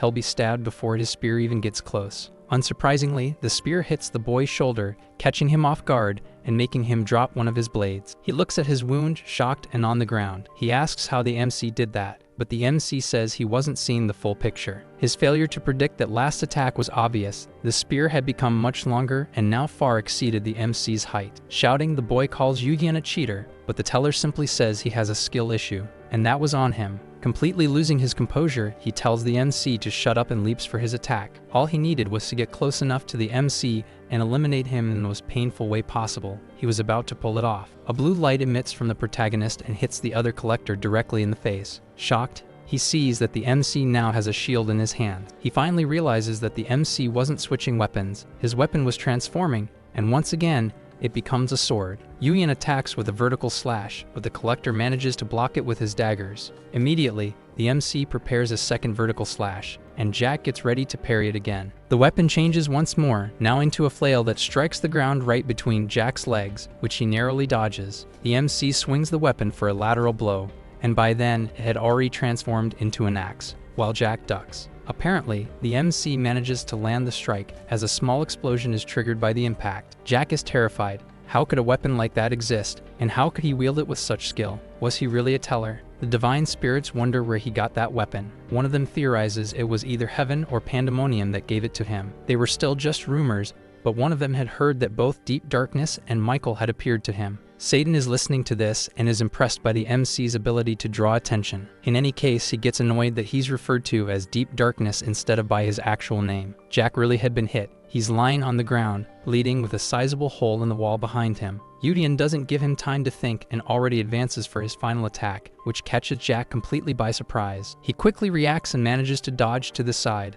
avoiding being sliced in half by the strike. Jinpung and the little fairy ask what Jack is doing, which irritates him even more. He tells them to shut up, that he'll handle it. Getting up, Jack says he'll give him credit for cornering him so well, but he had left his guard wide open. Strange letters begin to spread across his body. He was turning into some kind of monster, his body growing and emitting electricity. The fairy gets excited by this, saying she didn't expect him to use that against a low-level teller like Yuyan. Snapping, Jack screams that things won't be so easy for him anymore. With impressive speed, Jack leaps into the air. He moves all over the area he created with incredible agility. Not even the protagonist seems able to follow his movements. The divine spirits are shocked. They can't even see him moving. They didn't know anyone so strong and fast. Appearing next to the MC's face, Jack screams that it's too late to regret what he did. The next moment, Yuyan asks who he's talking about, himself. He grabs the collector's arm and throws him against the wall with even greater speed, making it explode on impact. Jack is stunned and seems to pass out too, and the fairy watching everything from the sidelines can't believe it.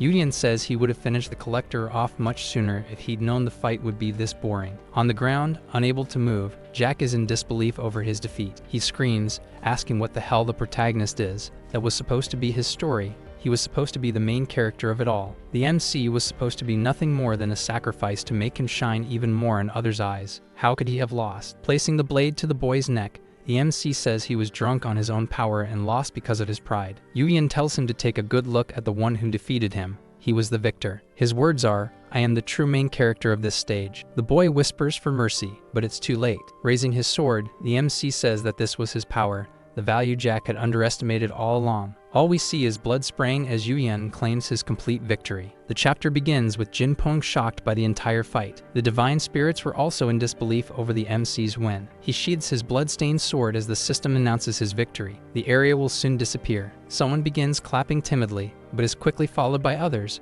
who are ecstatic about the battle. Blushing, the MC starts laughing, seeing that everyone is enjoying his performance. Hyram is emotional, having watched the whole fight. The boy had really defeated a tremendously powerful collector. Even so, she's frustrated for not having been able to believe in him until the very end. But she will change that attitude and says she believes in him now, and will never replace him with anyone in this world. Was that a love confession? I think so, because she calls him my light. Miguel is shocked and says that Yuyan is incorrigible. After all of this, more and more divine spirits will want to sponsor him from now on. Smiling, he says he'll expect even greater feats from him, and it seems he's accepted that he'll never be able to control someone like the MC. We return to Jinpeng's library, where Argal is screaming at him, furious over his defeat. She yells, demanding he say something, but at that moment he's being strangled by the power of his senior, coughing from lack of air. The collector she gave him was defeated by a rookie teller as if it were nothing. Jinpeng protests, saying someone must be behind him. Someone had to be helping him. Argal cuts him off, saying there are no excuses.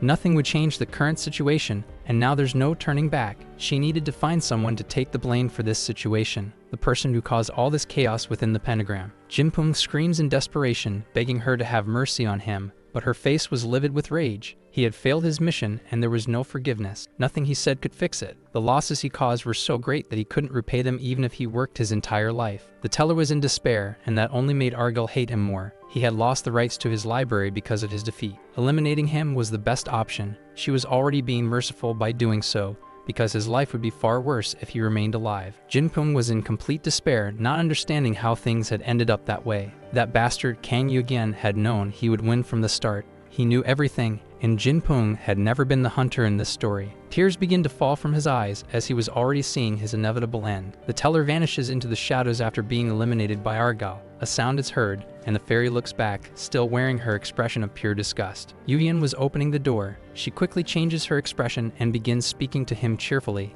introducing herself. The MC introduces himself to her as well. She says she loved watching his fight because it was amazing, and he pretends to be embarrassed, saying he doesn't know how to respond to such praise. The MC asks where Jinpeng is, but with a sad face, she replies that he no longer exists. Since he lost the storytelling battle, and his life was part of the agreement, he was destined to be eliminated from the beginning. The MC finds that strange. Even if they had bet their lives, he never ordered Jinpeng to die. Argal says he doesn't know that because it was his first battle. Dropping the act, he asks seriously if she could stop talking nonsense already. She turns to him, asking if she misheard what he said. Yuyan says she heard perfectly. He wants her to stop talking nonsense because she got rid of something that belonged to him, and that was wrong. Argal says that even if she was wrong, she's still his superior and deserves respect, but the MC says she abused her power in the end. Returning to her friendly demeanor, she says she really did make a mistake but will compensate him accordingly. The fairy transfers 800 points to the MC and asks if that's enough to settle things between them. The MC looks at her and says he already knows who she is. She was a psychopath who laughed at the deaths of people dying right in front of her. She had been harassing them the entire time. The image of her gathering people who refused to take part in a challenge just to cause a massacre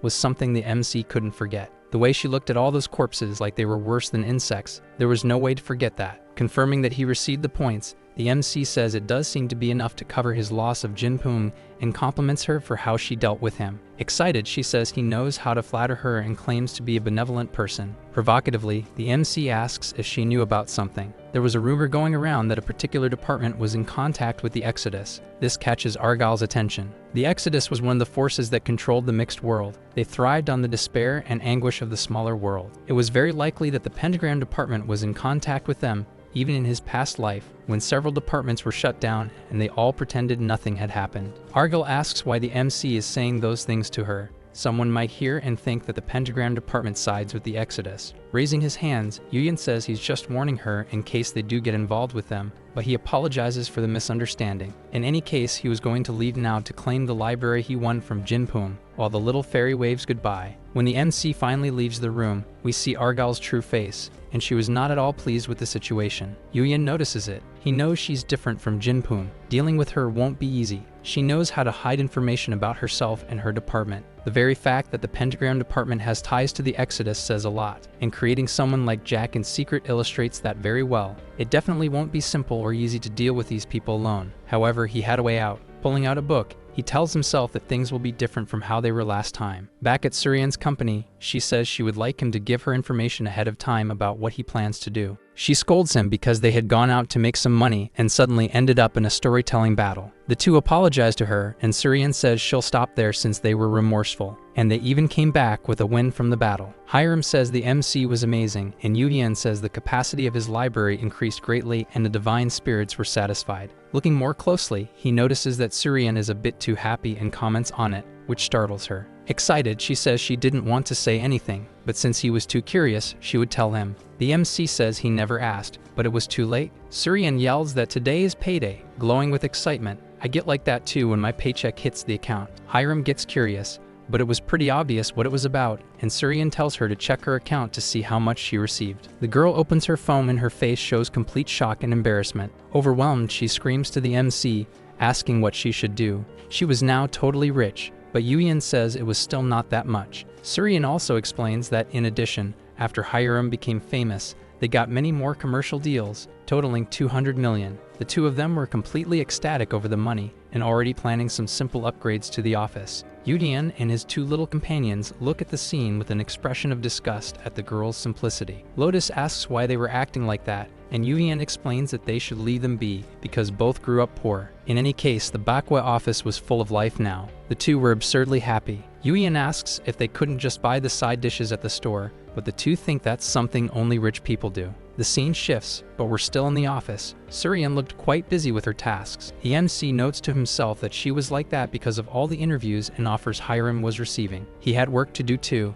but his system notifies him that Celestial Body had sent him a message, though he hadn't seen it earlier. The system window informs him that he had earned a promotion and was now a senior within the company, receiving some rewards for it. This made him really happy. He was finally being recognized for his hard work. Reading the rest of the notifications, he sees that he wasn't officially a senior yet. He would need to undergo a promotion ceremony, which he hates. Still, he thinks better of it, since he'd have to go there anyway soon, but it would take more time now because of the ceremony. Noticing the MC's distraction, Hyram asks what's wrong, and he says he apparently got promoted, and she congratulates him. Surian also congratulates him, and he thanks her, but also asks how her work is going. She says she already dealt with most of it, but there was still a lot left to do, which leaves him overwhelmed just hearing it. Yuyan says she must be overworked, but she says it's fine. Hyram needs to be in touch with business people now. Taking the opportunity, he asks if she has time to talk about that now. She says yes and asks what he wants. Yuyan invites the girl on a date, which leads her completely surprised. She even drops the pen she was holding. Outside, Surian says he was being very sneaky. Was he really okay saying something like that in front of Hyram? He said she was way too calm, so he wanted to tease her a little, though the result was even better than he expected. Changing the subject, he asks if she's having trouble finding someone to handle negotiations with other companies, and she says yes. The MC was eager to solve that, and he knew it was hard for a no-name company like hers to build trust and close partnerships. He had invited her out because he wanted to help. If a teller appeared in person, even the big companies wouldn't be able to look down on her. Surian thanks him and says there was a company she had been considering, but there was a problem. She asks him to listen carefully for a bit, and he turns to give her his full attention. They stop at a cafe, and then the girl begins explaining that her family was relatively well off and peaceful. Even though she grew up without a mother, things were going fine, and she had a brother who was a collector and was becoming well known in the field along with his team. But one day, her brother died in an accident, and all the problems started right after that. Several collectors, even some from major clans, were also injured or killed in that incident, and they sued her brother. He was dead and couldn't respond to the lawsuit, so her family lost a lot. The MC starts thinking about that story and the injustice caused. Surian believed in her brother's kindness. He was a good person like no other and valued his family, but he saw something wrong in society. Yuyan asks if he thought mental domains shouldn't be preserved, and the girl confirms it. That makes the MC realize it was the same situation he had experienced with the old man from the association. That's why her family was sued. He even starts to think that her brother's death might not have been a mere accident, and decides he'll investigate the situation soon. Someone calls out Surian's name, and she seems to recognize the voice,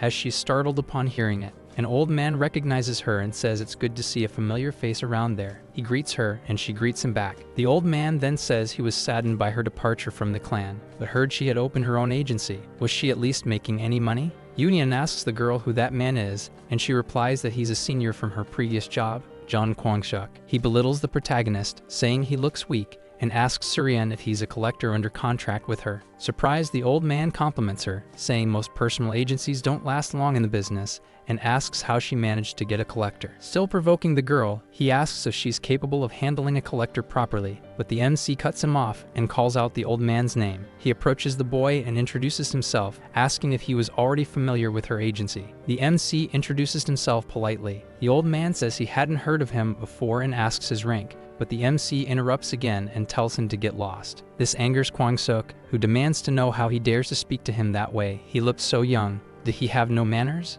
Yuyan replies that what he really wanted to do was beat the old man up, but he was holding back out of respect for Surian, though the old man had been rude. The girl stands up and asks the MC to stop with the provocations, but Kwang-suk was already angry and begins insulting the boy. The MC looks at Surian and says that insulting her was the same as insulting him. Didn't she want him to do something? The old man then asks what their relationship was, suggesting there was something between them. He says that if he had known about her talents, she could have come to him at work too. Laughing, he adds that way he could have had some fun as well. In the next instant, the old man's head is spinning backward from the blow the protagonist landed on him. The old man is thrown back, and his companions panic when they see it. The two men ask if the MC had lost his mind, while the old man is still lying on the ground like a piece of trash. He gets up, shouting that the boy was a criminal for attacking a civilian. Being a collector, he would pay for this. Kwang-suk tells one of his men to call the special unit, but the MC says it's useless, even if they do call them. Yudian wasn't a collector to begin with, so he hadn't broken any laws. The old man looks confused and asks, what? In response, the MC asks how he plans to punish a teller using collector laws. With a trembling voice, the old man is startled to realize the boy is a teller, and the MC tells him to go on, keep saying what he was saying earlier. The men begin to surround him, saying that even if he's a teller, he crossed the line, and if he didn't stop, they wouldn't just stand there. Smiling, EMC asks if that's really what they want to do. He says they can use their weapons, but the moment they do, they'll be eliminated. Yudian had a terrifying expression on his face as he threatened the lives of those fools. He tells the three of them to get out of there before he wipes them off the face of the earth, and they are terrified by his words. The three of them run away like a bunch of clowns, while the MC just watches the pathetic scene. Surian is impressed, and the MC asks what she thought. He was pretty reliable, right? Breathing a sigh of relief, she says she can't stop him. Back to their conversation, she asks why he chose her, as we see the poor staff member cleaning up the mess. After the incident, she ended up blacklisted by the clans and could never partner with other companies again. Yuyan asks if she held a grudge against her brother. The girl replies that at first, yes, but after thinking it over, she knew he wasn't a bad person. He just messed with the wrong people. The boy asks if she's going to accept that injustice without doing anything, and she asks what she could possibly do against those people. He agrees with her concern, but says that's exactly why he wants to help her, which surprises the girl. Smiling and standing up, he says he wants to turn this world upside down and prove to all those idiots that they were wrong. That might sound absurd at this moment, but soon enough he would change the girl's mind and he invites her to start looking for partners right now. Extending his hand, he says he'll help her, which leaves her completely speechless at first, but soon she becomes really happy. Grabbing his hand, she says he might end up regretting it, but he says he's the kind of person who acts first and thinks later. The scene changes and we see an old man thanking them for the deal. Leaving the place, Surian finds it surprising that the agreement worked out and says it was thanks to the MC, but he says he just did what he could. Frustrated, the girl asks why he would even need her as a manager if he was solving everything by himself, but he says they need to help each other grow. Looking at her, Yuyan says they were all in the same boat and that she might be weak in this area, but she was extremely strong in others. Now it was time to laugh. If they didn't return soon, Hyram might start saying something, and Surian asks if they should buy something for her. Back at the office, the MC was waiting outside for something. Screaming is heard from inside the room. One of the girls was telling the other to keep her head up so she wouldn't waste her makeup. The two girls come out of the room, and we see that Hyram looks stunning in her dress. She asks the MC what he thinks of her look. The MC replies that he knew she was pretty, but today she was even more beautiful, which sends her over the moon with joy. It was time to go. As they enter the building, Hyram comments that the place is huge, and Yudian says it's one of the biggest magazines in the nation. Reaching the reception desk, he says they were there for an interview, and the receptionist directs them to the 7th floor. Yudian thanks him while we get a beautiful view of Hyram in serious mode, trying not to show off too much. That leaves the receptionist totally flustered, while Surian and the other two decide to go separate ways since she had something else to do. The two leave while the receptionist is still blushing. I get him, I'm afraid of pretty women too. Arriving in the room, they're greeted by a woman who says she had been waiting for them. She asks who Yuyan is, and he introduces himself as Hyram's manager. He was there to support her. Happy to see that Hyram had another manager besides Surian, she introduces herself as Shin Garyon,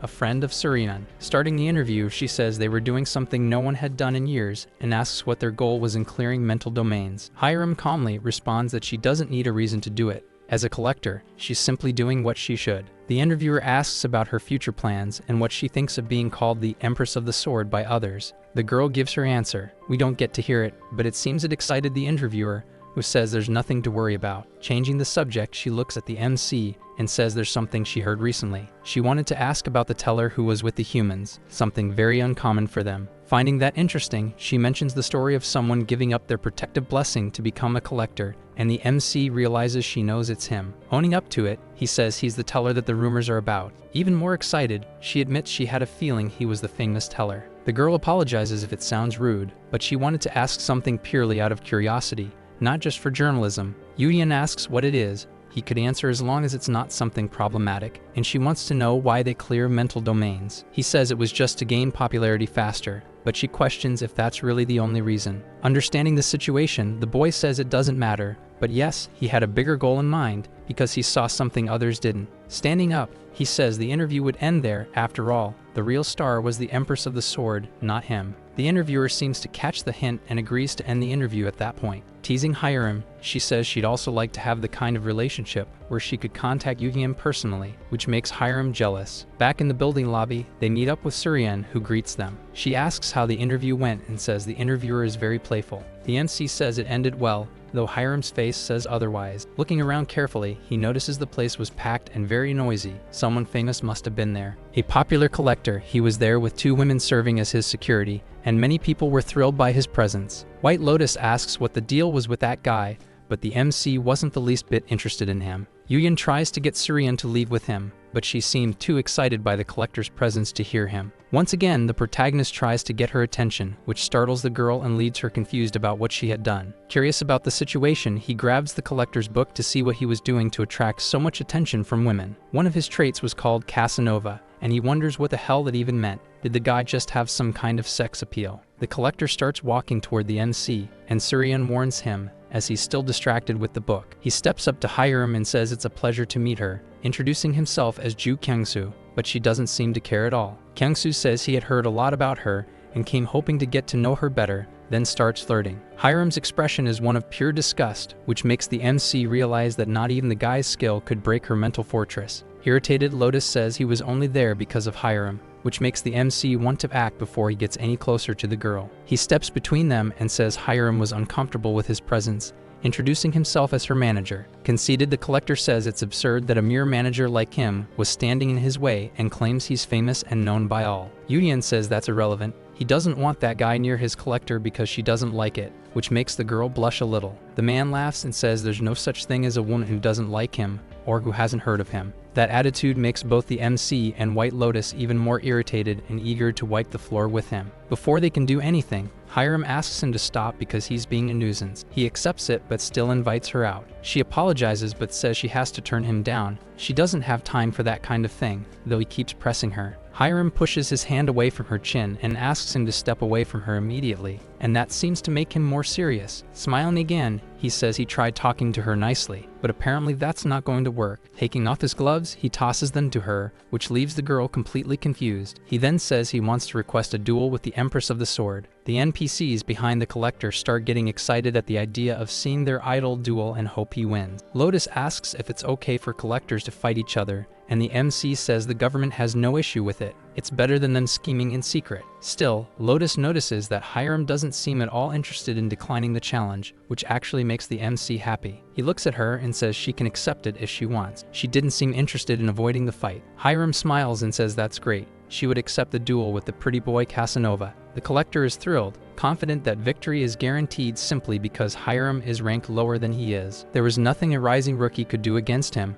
a member of the great clan Hesiod. Grinning, he keeps thinking about how easily he's going to put her in her place, practically drooling at the thought of taking her down right there. Yuyan whispers something into the girl's ear, and she tells the pretty boy she won't duel him now, but in 3 days, which leaves the man a bit confused. Believing she wouldn't improve at all in 3 days, he accepts her conditions. As he walks away, he says they can use a venue from the association itself for the battle, and that he'll be waiting for her in 3 days. Still holding his book, the MC already knew he was from the Hesiod clan, but he also knew exactly how he would crush that pride. The interviewer shows up behind them, asking what all the commotion was, and Surian says that Kyungsu passed by. She makes a huge face of disgust, and the MC asks if she knows him. Saying yes, she replies that he makes her uncomfortable with his stares. It was clear she too was unaffected by his ability. The girl also explains that, on top of everything, there were rumors that he used his clan's power to do bad things, and asks what he did to them. Yuyan says that the man requested a duel with Hyram, and they had accepted. This shocks the girl.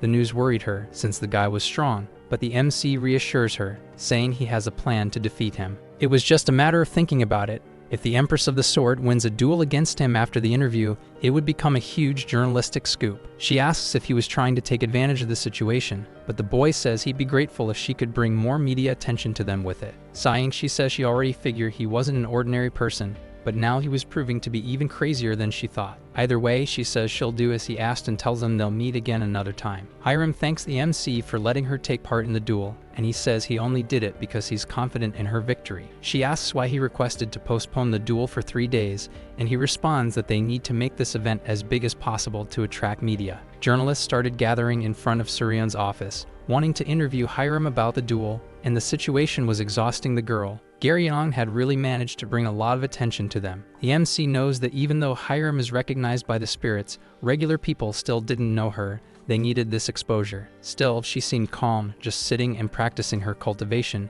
even amid all the fuss about what she would do in the duel. She still had the potential to become even better than she was in her past life, so he couldn't allow her maximum potential to be held back. From the MC's perspective, they needed her to become stronger than ever and transcend to her true peak. This battle was meant to help her grow even more, not just in strength, but also in fame. The day of the duel finally arrived. We see the Colosseum where the battle between the MC and Jack took place, at least I think so. Snack vendors were already selling their goods, and the stands were starting to fill up with people eager to see the fight. It was clear that this battle was highly anticipated. The place was beginning to get packed, which even startled Surian. Yuyan asks if she's nervous, and she yells at him, overwhelmed by how much attention was focused on this fight. Everything was at stake. He was impressed by the media traction Garyeong had gathered, but it was also plausible that it was thanks to the artist collector too. These battle events weren't that common, so people got excited whenever one was happening. Surian starts to feel sick from the nerves, and the boy asks if she wants to go to the bathroom. She yells at him, saying it's just a stomachache. In any case, the place was packed. Even members of great clans and famous collectors were present. The nerves were understandable. Lotus comments that he doesn't seem nervous, but he denies it. He just wasn't showing it.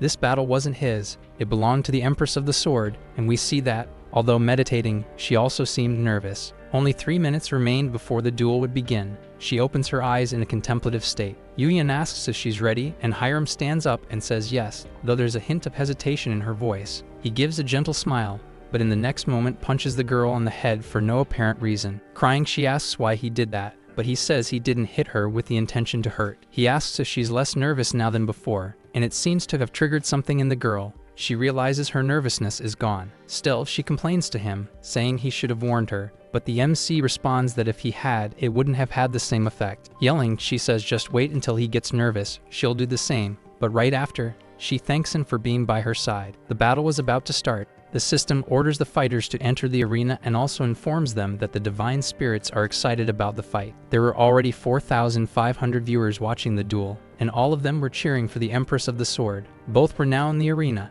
A field is generated around them. Trees begin to appear, and they now find themselves in a place resembling a forest. The rules were as follows. The battle would end if one of them surrendered or became unable to fight. There would be monsters present that would grant them points when defeated, and each monster had a different point value as well. They had 3 hours to complete the duel. If there was no knockout within that time, the winner would be the one with the highest score. Killing was prohibited. Anyone who broke this rule would be punished according to the association's regulations. All the rules were explained. With cheers from the stands and spectators, the system announced that the battle could now begin. A massive explosion occurred the instant the match started, earning him 150 points. He looked excited and energized for this duel. A spectator begins to cheer for him with excitement, while another asks what the Empress of the Sword was doing. She was standing still with her eyes closed, leading the man to wonder if she was already giving up before the fight had even begun. We quickly see that the electric aura around her body starts to take form. She was deeply focused. Opening her eyes, we now realize the real battle was about to begin. She was finally ready. The artist looks behind him to see what happened and wonders about the sound he just heard. Something was rushing toward him. Before he could understand what was happening,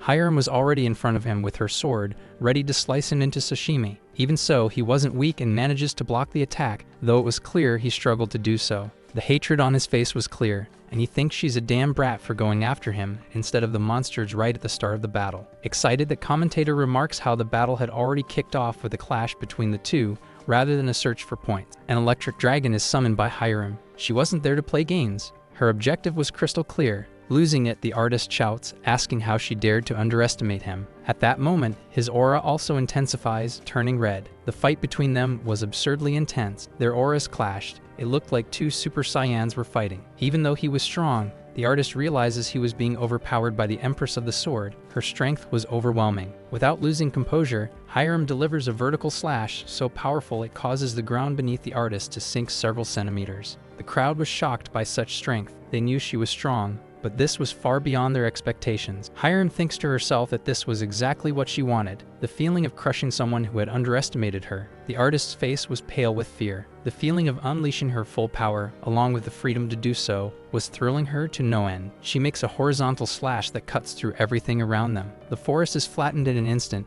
but the artist still hasn't been cut. A thin line of blood runs down his face. He had been hit, but was still standing and not seriously hurt. Terrified, he touches his face, still in disbelief that he had actually been struck. Finally snapping, he charges at the girl, having completely lost his mind over his beautiful face being wounded, and screams at her. With just one motion, we see a sword flying into the air, spinning at high speed. Hyram had disarmed the boy with her sword. Now he only had the other blade left in hand. Rushing in before he could react, she drives her knee directly into the bridge of his nose, breaking it instantly. The boy falls backward, blood gushing from his face, and he's already unconscious. The girls in the stands are completely shocked to see their idol being defeated so easily. He regains consciousness just before collapsing completely, returns to the fight, and begins thinking that he can't lose to a low-ranked collector. Analyzing his situation, he thinks he needs to calm down, otherwise he won't be able to read her attacks and respond properly. He had to react the right way. Hyram approaches again for another strike, and the artist finally spots an opening. Quickly, he moves to counterattack, but with a graceful movement,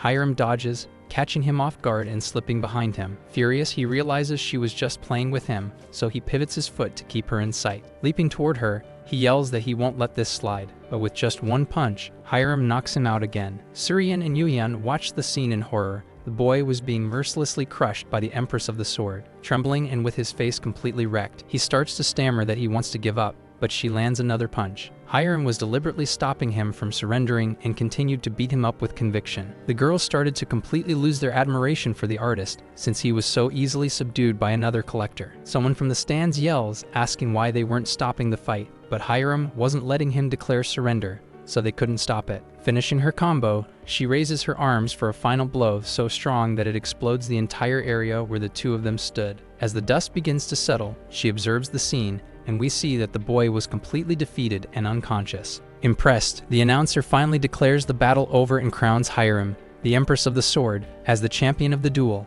The battlefield is finally deactivated, and they return to the Colosseum arena. Argyle was in disbelief and at the same time disgusted by everything she had just witnessed. Most likely this whole mess was caused by her. Realizing that Hyram had shown her true strength at that moment made her even angrier, and she understood that it was the MC who had given her that order. All she wanted now was to tear Yuhyun apart, but she couldn't act recklessly. An opportunity would come soon. Meeting up with the others, Hyram is welcomed by Surian, who asks if she was okay. Extremely happy about her friend's victory, she praises her performance, touched by everything she had seen, and the girl thanks her for the kind words. The MC calls out to her, saying she was impressive, which sends her floating on air once again. She blushes more and more each time, and you know the rule. As cheerful as can be, she thanks the MC for his support. Someone slams a table, furious, saying things can't stay like this. The scene changes, and we see a meeting room where people are yelling that they can't keep losing mental domains because of the Empress of the Sword. Someone else asks what they can do, but a third person says they're being too emotional.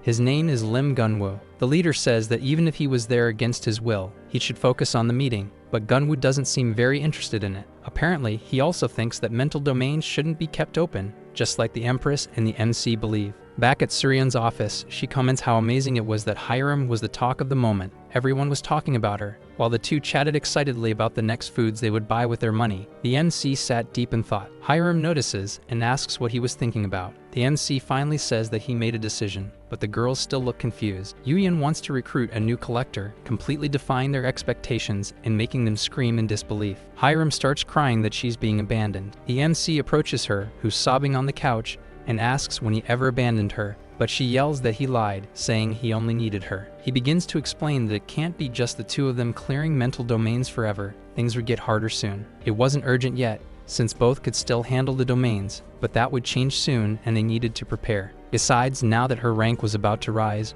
wouldn't it be great to have a junior just for her? That definitely caught the girl's attention. Her attitude shifts quickly, and she says there's no helping it. She should let it go and show the generosity of a senior, now visibly excited. Surian asks if the MC had someone in mind, and he replies that he hadn't thought of anyone yet. That wasn't entirely true. Remembering his past life, he could think of other collectors who were known as the Miraculous Generation. Lotus suggests he use his knowledge of the future to find someone. He says he has many candidates, but it wasn't the right time yet. Some hadn't even awakened yet, and finding an unknown person could be harder than expected. Lotus ends up complaining about that. The MC then remembers that there will be a competition tomorrow, which would be a good opportunity to find a hidden gem. Most likely there would be someone interesting in that competition who hadn't become famous in his future. A system window pops up for the MC, catching his attention and interrupting his thoughts. Someone unidentified was trying to start a video call with the MC. He decides to see who it is. Someone with a demonic appearance appears in the window, asking if the MC could hear her. When the MC confirms, she says she heard he had recently been promoted to senior. She finds the MC's stoic reaction strange and says she thought he'd react differently,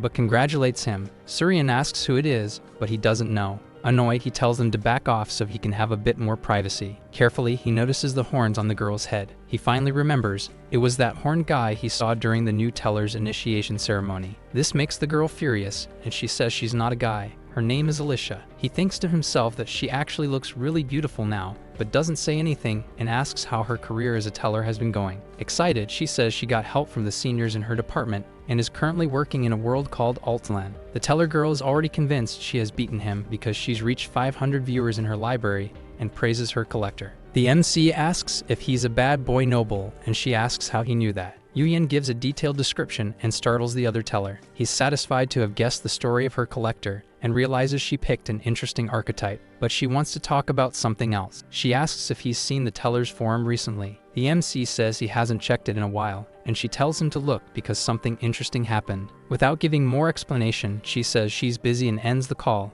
leaving the MC curious about what was strange on the forum. He opens the forum window to check the posts and sees something that startles him. There was a discussion about a teller who tried to copy the MC, giving up his blessing and fighting alongside the collector, but ended up being eliminated for it. Opening the video linked in the forum, he watches the scene of his end. He had tried to abandon the collector, but still didn't survive. Watching the video with him, Lotus comments that she didn't think it was real, but she's impressed to see that footage. Several people commented on how irresponsible it was to give up one's blessing, but the MC sees it as a good thing. It brought him more attention. Either way, many tellers started giving up their blessings trying to imitate him. Lotus asks if that worries him. Instead, he thinks it would make an interesting story. A teller who gave up their protection blessing and struggled because of it. The next day, we see Hyram looking disappointed, asking Yu-Hien if he really had to go alone. He says yes. There were still too many reporters in front of their office because of her duel, and he needed to deal with that as soon as possible. Asking her to understand, he activates his invisibility ability and says he'll be back as soon as he's done. The boy passes through the crowd with no trouble. All the reporters wonder when they're finally going to come out.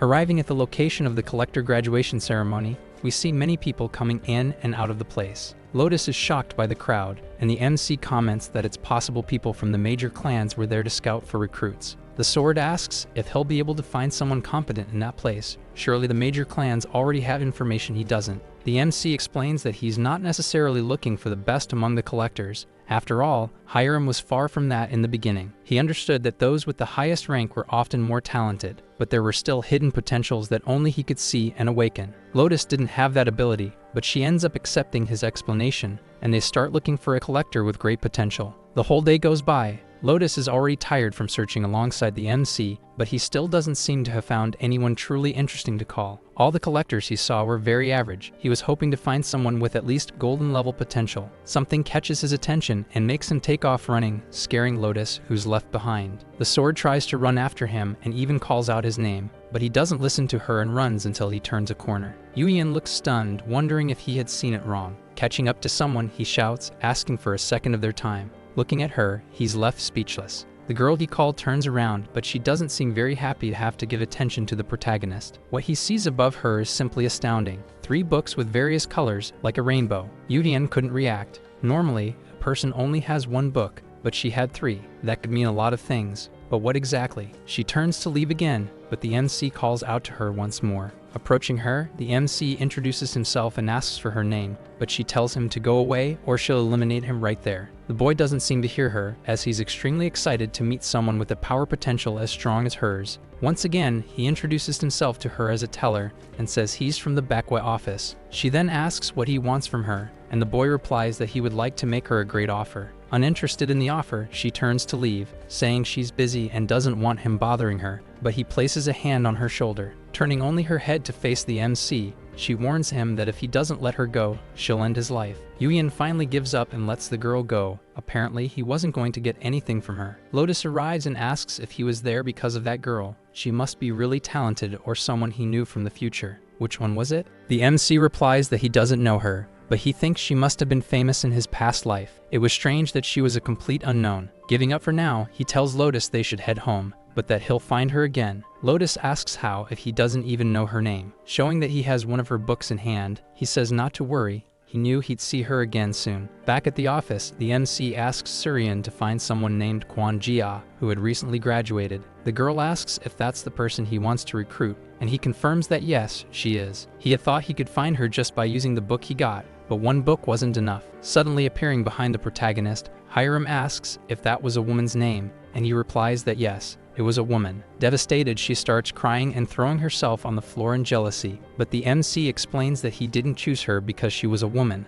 Hyram won't listen. Surian finally finds her, but is shocked by the information she discovered. The MC asks if there was a problem. She explains that the girl graduated near the bottom of her class, and even though she had great combat skills, she was terrible at teamwork. Apparently, she even got into a fight at school and was almost expelled, so she barely graduated. She was truly powerful, strong enough to beat up several high-ranked students, but because of her personality, no one wanted to hire her. Surian confirms with the MC if this is really the person he wants to recruit, and he replies yes, without any hesitation. All those books about her were proof that she could become even stronger than Kane Hyram. Poor Hyram, she's going to be replaced. Yu-Hien walks off for a bit, and Surian asks if he's going to hire her now, but he says there's no rush. Actually, he was leaving because he had to go somewhere to meet someone. Arriving at the place, we see a sign that says, "Waiting at the door, street food." He thinks the restaurant's name is strange but decides to go in. The name becomes less strange once you know who owns the place. The door opens and a woman looks back to see who it is. She welcomes the MC and asks if he wants a table for 1, but he simply asks if she's Choi Do-yoon's mother. A bit startled, she asks how he knows her Choi Do-yoon. but he replies that he's the one who contacted her a while ago. Sitting at the table, she then asks if the MC knows where her son is, but he replies that he doesn't. If he doesn't know where he is, but knows his name, then that must be proof that he's alive, right? The MC quickly responds yes, Duun is alive. Hearing that news brings her great relief and emotion. It was a massive comfort for her pain. She asks for the MC's name, calling him her savior, but he asks her not to call him something as heady as savior. Yuian explains that he's just a teller who was curious about Duun's family, and his mother asks how he knows her son. The boy replies that tellers work in various worlds and hear stories from different dimensions and planets. The truth is, the MC didn't know what Choi Duun was doing in the other dimension. He only knows that the boy is alive and will return in the end. That makes him remember how he seemed like a sad person when he returned, but his personality ended up becoming distorted afterward. Maybe it happened because his mother had died in that reality, which made him hate everything that had happened and the imminent destruction of Earth. Interrupting the MC's thoughts, his mother says he had always been mature for his age. He was born without a father,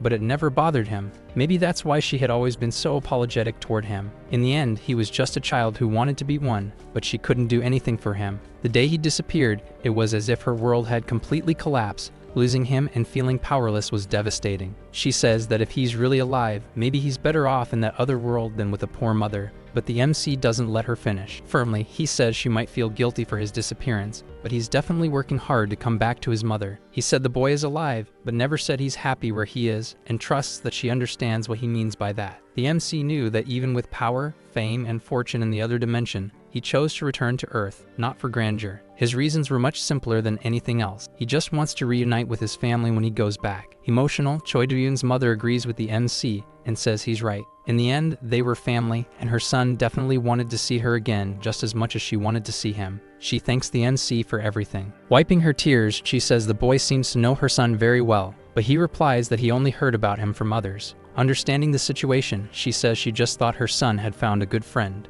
Mothers really do have great instincts, the protagonist thinks. The woman was about to offer him dinner when someone storms into the restaurant, shouting, interrupting their conversation. 3 very strong-looking men show up, saying they had told her to shut the restaurant down before, but she didn't obey. Standing up, Duun's mother asks who they think they are to say that, but they start to subtly threaten her. She asks them to leave, saying she had a customer there, but they scoff at her and say no one would want to eat in that dump. The argument starts to escalate, but the MC still hasn't moved to do anything. He just watches everything silently. Thinking out loud, he says he didn't really want to do anything good for that guy, but helping his mom wouldn't hurt, which irritates one of the men. Furious, he tries to punch the protagonist, yelling at him to leave already. The scene shifts to the outside of Duun's mother's restaurant, and in the next moment, the 3 men are being thrown out. They scream in pain, their arms and legs broken, as the MC also walks out of the shop toward them. Panicked, one of them shouts in desperation that a collector can't lay hands on civilians, but the MC says that threat is meaningless. He's not a collector. Yuian drags the 3 away from the restaurant, commenting how people like them always say the same things, like bots. The 4 of them reach a deserted alley, and the MC looks at them lying on the ground and asks where their office is, but they refuse to talk.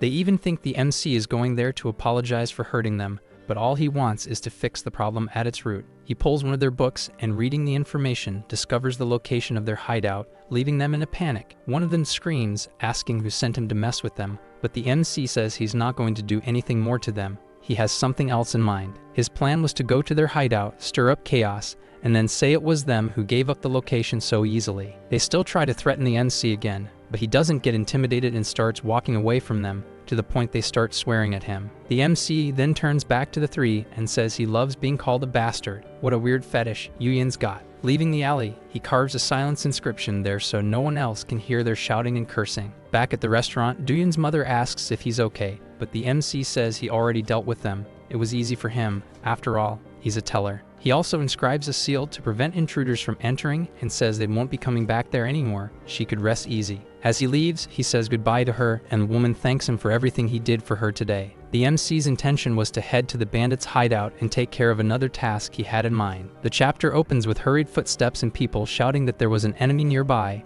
asking who the bastard was that was doing this. Yuian was standing still, while everyone who had tried to attack him was lying on the ground like garbage bags. Several other men were still standing, and one of them asked how he found that place. He replied that one of their subordinates told him. Rushing at the MC with a baseball bat, he yells, asking how the kid dared to show up there. but Yuyan doesn't even flinch. In the next instant, he dodges the bandit's swing, which hits the ground so hard that it explodes. The MC realizes that Guy was a collector and concludes someone bigger must be behind them, someone rich enough to have a collector working for them. Excited, Yuyan says he just unexpectedly caught a really big fish. Someone yells to eliminate the protagonist, and all the bandits charge at him together. The MC quickly counters and knocks one down with just a single kick, leaving the others terrified by his strength. Another pulls out a knife, cursing at the MC, and charges in to try and slash him. Effortlessly, Yuyan grabs the blade with one hand. It felt more like grabbing a broomstick than a sharp weapon. The man is startled and asks how he didn't get cut doing that. Taking the knife from him, we see that Yuyan had used the night combat skill, which enhanced his physical abilities and defense. He punches the man square in the face, dropping him instantly.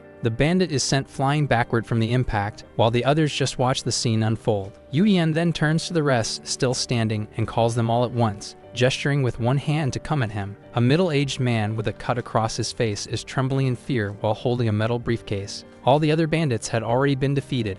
One had even turned into a human pina colada right there. The man asks who the MC is, saying that collectors aren't allowed to harm civilians, but Yuyan replies that he's not the first to say that today. Terrified, the man starts to think the protagonist is a known assassin collector, assuming someone had sent him to take him out. Desperate, he yells that he'll give all his assets to Yuyan. He just wants to be spared. The MC is confused, but decides to play along. Yuyan crosses his arms and tells the man to hand over the assets. He opens his briefcase and shows what's inside. Besides money, there's a notebook, which immediately catches the MC's attention, and he grabs it. Inside, he finds proof that two major clans were colluding with these criminals: Hanwol, who had expelled Surian from the clan, and an even bigger one, the Twilight Curtain clan. Most of that clan's collectors were part of the Pentagram department. Did that mean their involvement too? Why on earth would that clan be involved in real estate? Business linked to collectors in that sector was incredibly suspicious. Suddenly, the protagonist has an insight. Maybe the goal was a mental domain in that area they were trying to hide. A mental domain even the government didn't know about,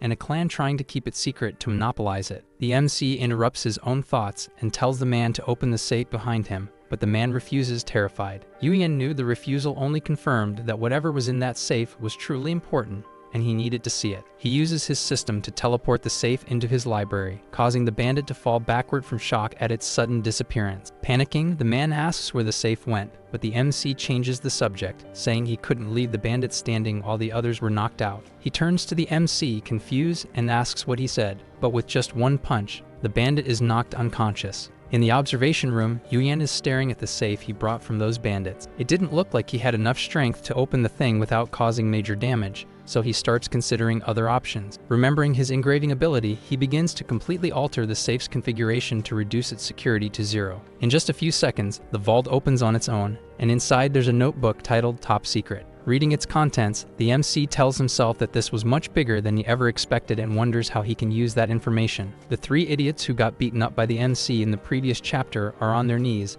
begging their boss for forgiveness over what happened. Yelling at them, the boss says that if they hadn't revealed the location of their hideout, that lunatic wouldn't have gone there and wiped everyone out. A group of 3 men arrives at the gang's hideout, and this greatly alarms their boss. It's the superintendent, saying he heard the news. He asks if it's true that their most sensitive piece of information was leaked because of an idiot. The gang leader tries to deny it. Quickly trying to explain, he says the MC took the vault, but he was confident he wouldn't be able to open it because it had several layers of security. Approaching the 3 idiots, the superintendent asks if they're the bastards who leaked the location, and the boss confirms they are. He says he understands and makes a small gesture with one hand. Blood splatters everywhere, and the heads of the idiots are separated from their bodies. They were no longer alive, and the boss is horrified. Leaving, the superintendent says he'll spare the boss's life since it was his first mistake, and the man thanks him. Before actually leaving, he asks if the boss remembers the intruder's face. The boss says yes, and starts trying to describe it to the other man. He tries to recall it, but his memory is too foggy. He can't manage to describe the man's face to the superintendent. Realizing what happened, the superintendent explains that the intruder is very skilled and blocked his memories. The vault would have been easy for him too. It was time to shut down all offices in that area. If anyone reveals what happened there today, they'll show up again. The superintendent was furious at the audacity of the one who dared to meddle with the Twilight Curtain so boldly. He would make the intruder pay. The scene changes, and we see Lotus's face full of awe. They were in front of Celestial Body INC, and she says it's her first time there. Seeing 2 armored soldiers, she asks if they're tellers like the MC, but he says they're just guardians and different from him. Their armor granted them incredible power to fight enemies. It was like a suit of power. Depending on their rank, the level of the armor varied. He was explaining all this to White Lotus when something happened. A pair of frightening, yellowish eyes fixated on the MC, and he felt the heavy gaze. Looking upward, he tries to understand what happened, but can't see anything and wonders who could be staring in that direction. Lotus calls his attention. The promotion ceremony is about to begin, and they can't be late, and he agrees. We see the outside of the celestial body ANC building for a moment, then the smile of a very old man who recognizes Yuyan. He looks like a villain and is very interested in the MC. Someone as entertaining as him hadn't appeared at the company in a long time. The eyes that looked upward and the flaming desire within them had him excited. This old man only hopes the boy can show a story interesting enough to set the mixed world ablaze, and the chapter ends. At that moment, the boy gets chills and mentally comments to Lotus. She asks if he's nervous, and he mentions the gaze he felt earlier. She says it wasn't just a feeling. She also sensed that strange stare when the MC looked upward, though she hadn't said anything at the time. This surprises the MC. This wasn't just a weird sensation, and he starts thinking about who could have cast that gaze on him. His thoughts land on one of the first tellers, the CEO of Celestial Body ANC, Jun Wang Lapiot, or at least that's what he managed to read. He starts to worry that this guy could one day be his opponent, but ends up pushing that thought out of his mind. At the moment, the best option he had was to simply ignore him. If that really was the case,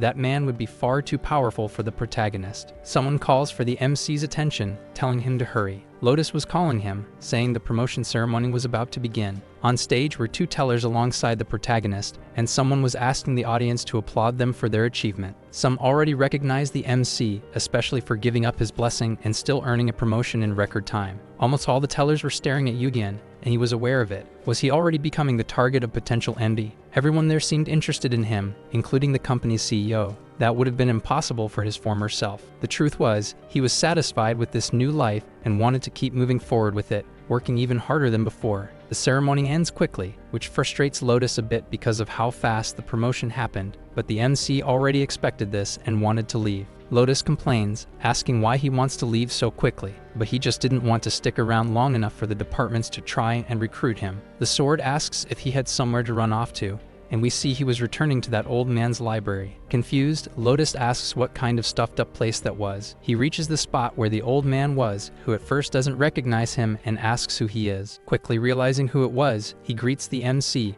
and says it's been a month since they last saw each other. The MC asks how he's been. He replies that he heard the boy got promoted, and it makes him feel embarrassed. Changing the subject, the old man comments that the reason he came must be because he wanted him to fulfill the promise he once made to the MC. Yudian says he doesn't want to keep calling him old man forever, and he agrees. Gallias, his name was Gallias, and this shocks the MC. That was none other than the guardian of the Dragon King. Surprised, Lotus asks who he was, since she didn't even recognize the name. Yuyan explains that there are many stories in the mixed world and asks if she had heard of the great divine dragonic force. It was the power of the divine dragon spirits who gathered many dragons of different species, and among them were 7 of the most powerful. They were known as the Dragon Kings, naturally powerful by nature. They were strong from birth and only got stronger as they aged. Among all species, they were the most fitting for the title of king. Unfortunately, among them was one who had been weak since birth, the White Dragon King Shuriel, who became the guardian of the Dragon King's story. Unlike the others who were born already hailed as kings, the fact that this dragon was born physically and mentally weak was already considered a sin. He was exiled from his group because of it, but with great effort, he eventually reached the Dragon King stage with the help of a teller. This became a shameful event for dragons, who despised tellers because they never fought and only observed everything. The difference was that this particular teller did the unthinkable. He raised the dragon, the MC of his story,